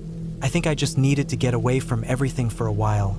Work, people, noise, everything. I wanted silence and space to think, maybe write a little. The ad was simple. A small cabin, no electricity, no running water, just a wood stove, a creek nearby, and a dirt road leading in. The photos looked peaceful, even inviting. Nothing fancy, but enough for a weekend away. The place was about 2 hours from the nearest town, tucked deep in the woods of Cedar Ridge. The road was gravel and got narrower the closer I got. At first, it was easy. Just trees on either side, birds chirping, sunlight filtering through the leaves. But as I drove further, the road got worse. Potholes, fallen branches, and eventually it turned into nothing but a rough dirt path with ruts that made me slow way down. The kind of road that made you feel like you were entering somewhere forgotten. When I finally pulled up, the cabin was smaller than I imagined. Weathered wood, dark and rough, like it had been there forever. No porch, just a small wooden step and a door with peeling paint. Around it, thick trees stretched in every direction, blocking the sun. A faint smell of pine and damp earth hung in the air. I got out of the car and looked around. The only sounds were the wind whispering through the branches and the distant rush of the creek. The air was cool but humid, the kind of quiet that feels heavy, almost like the woods were holding their breath. I grabbed my backpack and a box of supplies, unlocked the door, and stepped inside. The cabin's inside was just as simple as the outside. A single room with rough wooden floors and walls. A small wood stove sat in the corner, next to a stack of firewood. There was a cot pushed against one wall, a small table and chair, and a rusty old lantern hanging from a hook. No electricity, no running water.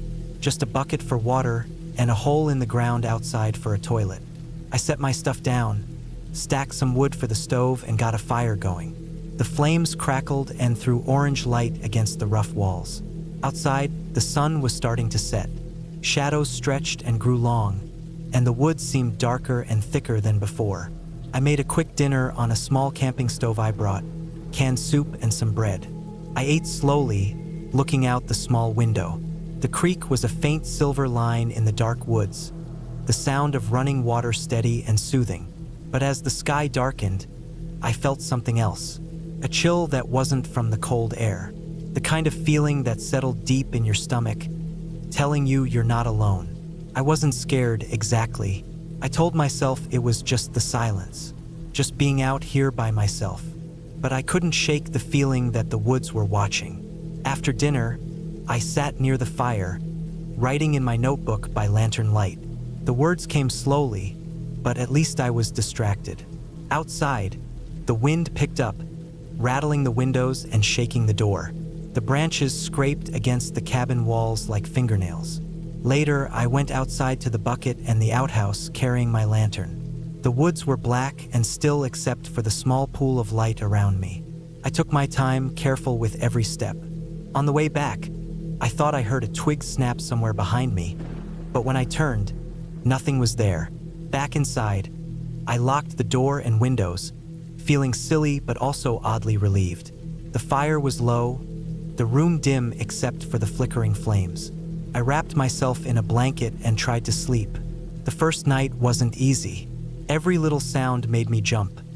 A distant owl, the rustle of leaves, the creak of the cabin settling. I kept thinking about those woods outside, so dark and deep.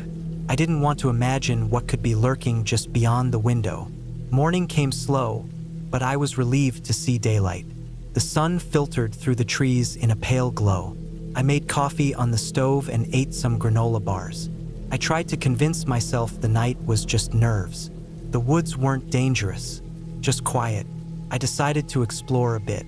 The creek was close, so I packed some water and walked down the path through the trees. The air was cool and fresh.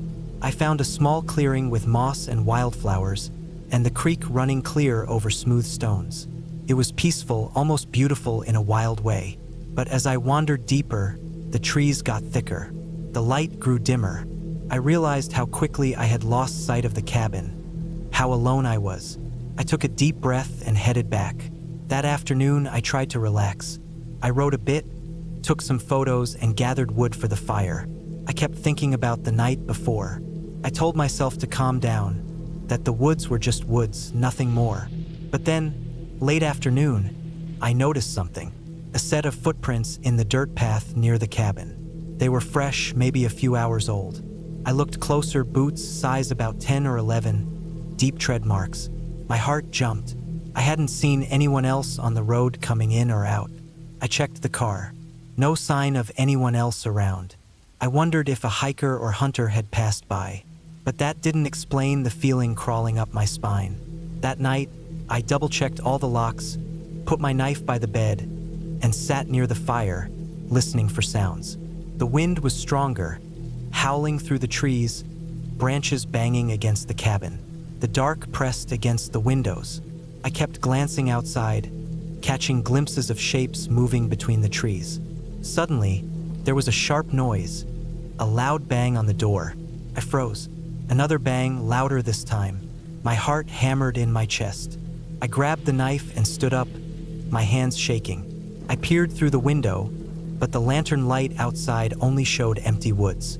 The banging stopped. Dead silence. I waited, breath held, every muscle tense. Nothing moved. No footsteps, no voices. I sat back down but couldn't stop shaking. I stayed up all night, fire blazing, listening for anything. Morning came gray and cold. I was exhausted but relieved to see daylight. I went outside to check around.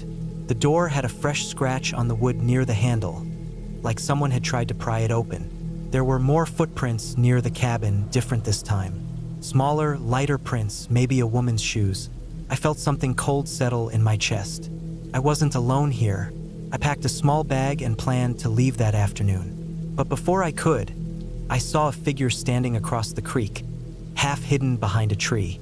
At first, I thought it was just a trick of the light. Then the figure moved, a person watching me. No waving, no sign of recognition. Just standing there. I grabbed my camera and snapped a picture. The figure vanished before I could get a good look. I didn't sleep that night. I kept the fire going, the knife close, the door locked tight. I felt eyes on me all the time. Next morning, I packed everything quickly and drove away without looking back. Weeks later, I learned that there had been break-ins in cabins around Cedar Ridge. People stealing supplies, sometimes threatening renters. The police had no suspects, no real leads. I never went back. That cabin was supposed to be a quiet place, but it felt like a trap. Like the woods were alive with more than just animals. The silence wasn't peaceful, it was watching, waiting. I don't know if the person I saw was just someone lost or someone worse. But I know one thing for sure. Some places are better left alone. Some woods don't want you there. And sometimes the scariest thing isn't what you see, it's what you don't.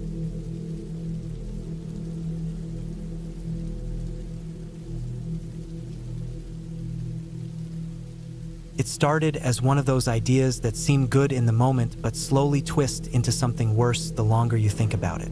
I wanted to get away from the noise of the city, the constant buzzing of people, cars, and endless distractions. I wanted silence, peace, just me and the woods. So, I found this cabin online way out in the middle of nowhere. No cell service, no neighbors for miles. It was exactly what I wanted. The first day was fine. I packed up some basic food, water, a few clothes, and a small flashlight along with a couple of candles. The cabin was small but sturdy, built mostly from logs with a stone chimney that promised warmth for the nights. The dirt road to get there was rough, full of potholes and tree roots pushing through, but the car made it without trouble. I remember the sky was clear and bright blue when I arrived, the sun filtering through tall pines that stood like silent sentinels all around. Inside, the cabin smelled like old wood and a faint trace of smoke from the fireplace. It wasn't modern by any means, no internet, no electricity, just a basic setup. There was a small table with 2 chairs, a sink with running water from a well, a small stove, and a bed tucked into a corner. The windows were covered with heavy curtains, probably to keep the cold out in winter. I liked it, felt honest. I spent the afternoon unpacking and exploring the woods nearby. The air smelled fresh and clean, different from the city's stale mix of exhaust and garbage. Birds chirped, squirrels scampered, and a few rabbits darted between bushes. I thought about how easy it would be to live out here if you were used to it. But then again, I wasn't used to it. By evening, the sun was low, casting long shadows between the trees. I built a fire in the fireplace, the dry logs crackling and popping as they burned. The light flickered across the walls, making the room warm and cozy. I cooked a simple meal, canned soup and some bread, and sat by the fire eating in silence. That's when I started to notice the noises. Not the normal sounds of the forest, no, this was something else. At first, it was faint, like a soft rustling beyond the trees. Maybe the wind? But the wind was still. The trees weren't moving. The rustling grew louder, sharper. It sounded like footsteps. I froze. The cabin was supposed to be alone, miles away from anyone else. Maybe a deer? But it was too heavy, too regular for an animal. It moved around the cabin in a slow, measured way, circling. I tried to ignore it, telling myself I was being paranoid. After all, there had to be some explanation. The woods are full of animals and sounds you don't expect. But I kept hearing it, that slow, deliberate movement just outside the cabin walls. I grabbed my flashlight and opened the door a crack to look out. The beam cut through the dark, illuminating the trees. Nothing moved, no eyes reflecting back, no shapes, just trees. I closed the door and locked it tight. I sat back down near the fire, but my heart kept pounding. The footsteps circled again, then stopped abruptly. Silence. I told myself to sleep, but I couldn't shake the feeling of being watched. That night was restless. Every little sound made me jump. The creaks of the old wood cabin settling, the crackle of the fire, the distant hoot of an owl. Everything felt like it was trying to tell me something was wrong. The next morning, I found something strange. Right outside the cabin door were footprints in the dirt. Large, heavy prints that looked like boots. They hadn't been there when I arrived. I looked around, but there were no other signs of people. No broken branches, no trash, no evidence anyone had been camping nearby. I felt a cold pit open in my stomach. Someone had been outside last night. Maybe they were still nearby. I debated leaving then and there, but I'd driven for hours to get here. I didn't want to turn back because of some footprints. Maybe it was just a hunter or someone passing through. I told myself to calm down and stay alert. Over the next 2 days, I kept noticing signs of someone else. Small things. A broken twig snapped just off the path. Distant voices carried faintly on the wind. Shadows that seemed too solid and moved too deliberately through the trees. I never saw anyone clearly, but the feeling of being watched didn't go away.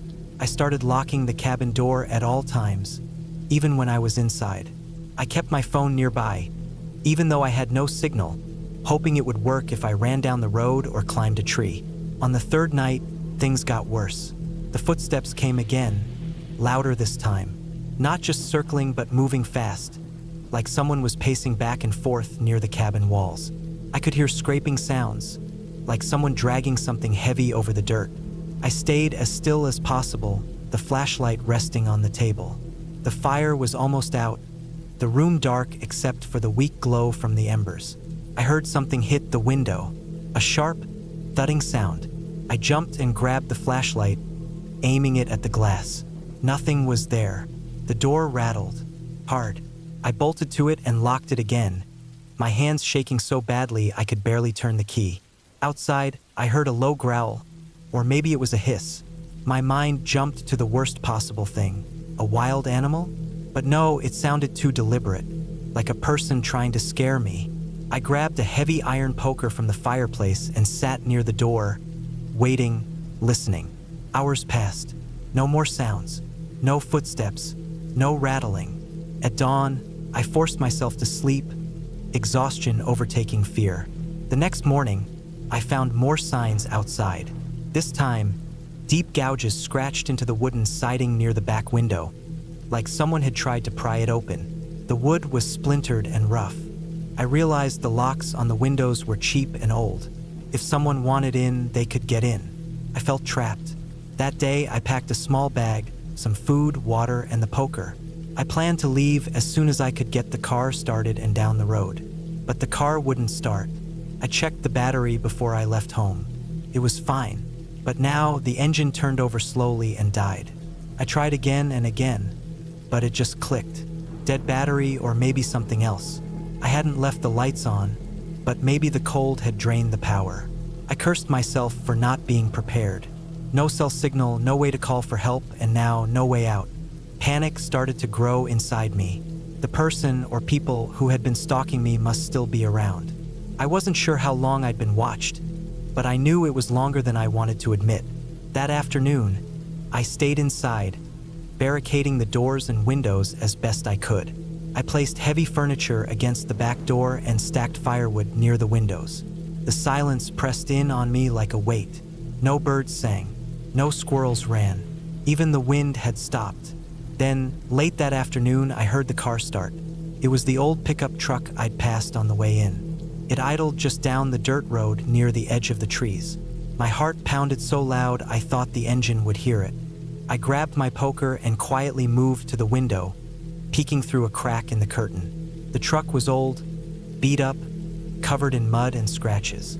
No license plates. The driver wasn't visible, but I saw a silhouette inside, sitting still. I watched for hours.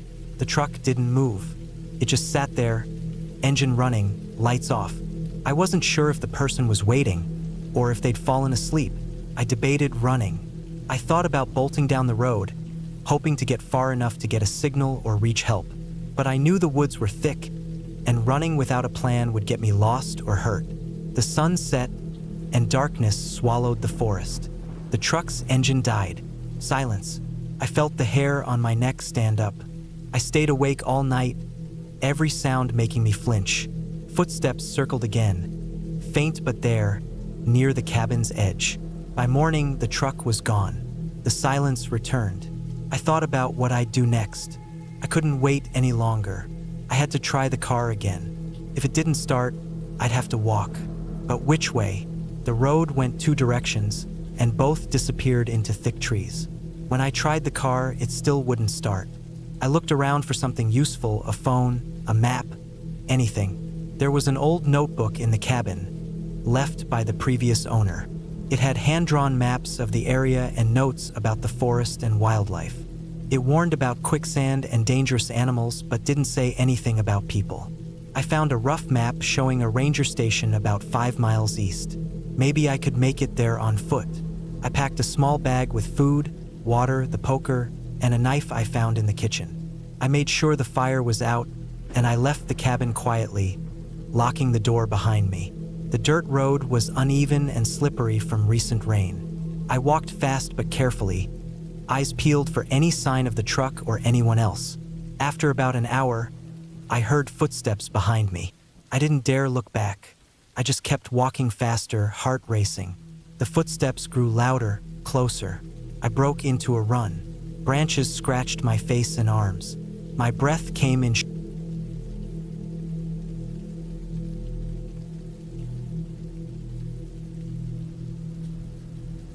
I'm not really sure why I agreed to spend a weekend at that cabin in the woods. Maybe it was the idea of getting away from everything. The city noise, the constant pressure at work, the endless stream of emails and calls that never stopped. The cabin belonged to a distant relative I'd never met, somewhere deep in the forest, miles from the nearest town. It was the kind of place you only find on old maps, where roads turn to gravel, then dirt, then nothing but ruts and tracks made by tires long ago. I packed light, just a backpack with basics. Some food, water, clothes, a flashlight, a first aid kit, and a few tools I figured might come in handy. No cell service, no internet, no distractions. Just me and the woods. The drive was long. The last hour was nerve-wracking, with the road twisting through thick trees on both sides. The canopy so dense the sunlight barely touched the ground. I kept thinking about how isolated I was about to be, but it also felt like exactly what I needed. When I finally reached the cabin, it looked exactly how I expected. A small, weather-beaten wooden structure with a porch sagging under years of snow and rain. The windows were grimy, the roof covered in moss. The air smelled like pine and earth, and the only sounds were the creaking of trees and the distant calls of birds. Inside, the cabin was bare but functional. A small stove, a rough wooden table, 2 chairs, and a narrow bed with a thin mattress.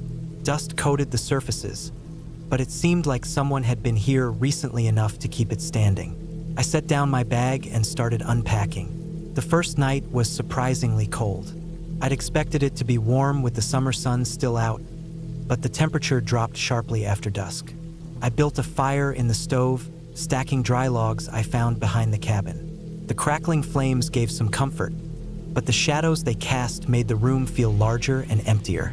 I lay on the bed with my jacket wrapped around me, the flashlight on the table beside me. Outside, the wind picked up, rattling the cabin's thin walls. The occasional snap of a branch or rustle in the underbrush reminded me how alone I was. The next day, I decided to explore the area. The forest stretched for miles, thick with trees, bushes, and uneven ground. The dirt paths were faint, covered in leaves and pine needles. I wandered carefully, making mental notes of landmarks so I wouldn't get lost. As I walked deeper, I noticed something odd. Footprints in the mud, fresh and clear. Not animal tracks, but human. They weren't my own, and they didn't belong to any hikers or campers. The prints led away from the cabin and then disappeared into a patch of thick brambles. I didn't follow. I felt a strange chill in my chest. Returning to the cabin, I found some branches had been moved, as if someone had been near while I was gone. My stomach tightened. I double-checked all the windows and doors, making sure they were locked or secured. The cabin was old and not very sturdy, but it was all I had. That night, I couldn't sleep. The wind was louder, and I thought I heard footsteps outside. Soft, careful, deliberate. My flashlight felt useless, and the silence pressed in. I tried to ignore the sounds, convincing myself it was just animals or the forest itself. On the third day, I woke early. The sun filtered through the cracks in the walls, but something outside caught my eye. Near the edge of the porch, a small pile of rocks had been stacked in a neat triangle. I hadn't put them there. My heart raced. Was someone watching me? Waiting? I looked around the clearing, eyes scanning for any sign of movement. Nothing. I gathered firewood and supplies, planning to leave as soon as possible. But as I packed, the feeling of being watched didn't go away. It grew heavier. That evening, I sat by the fire, listening. The forest seemed different, quieter, like it was holding its breath.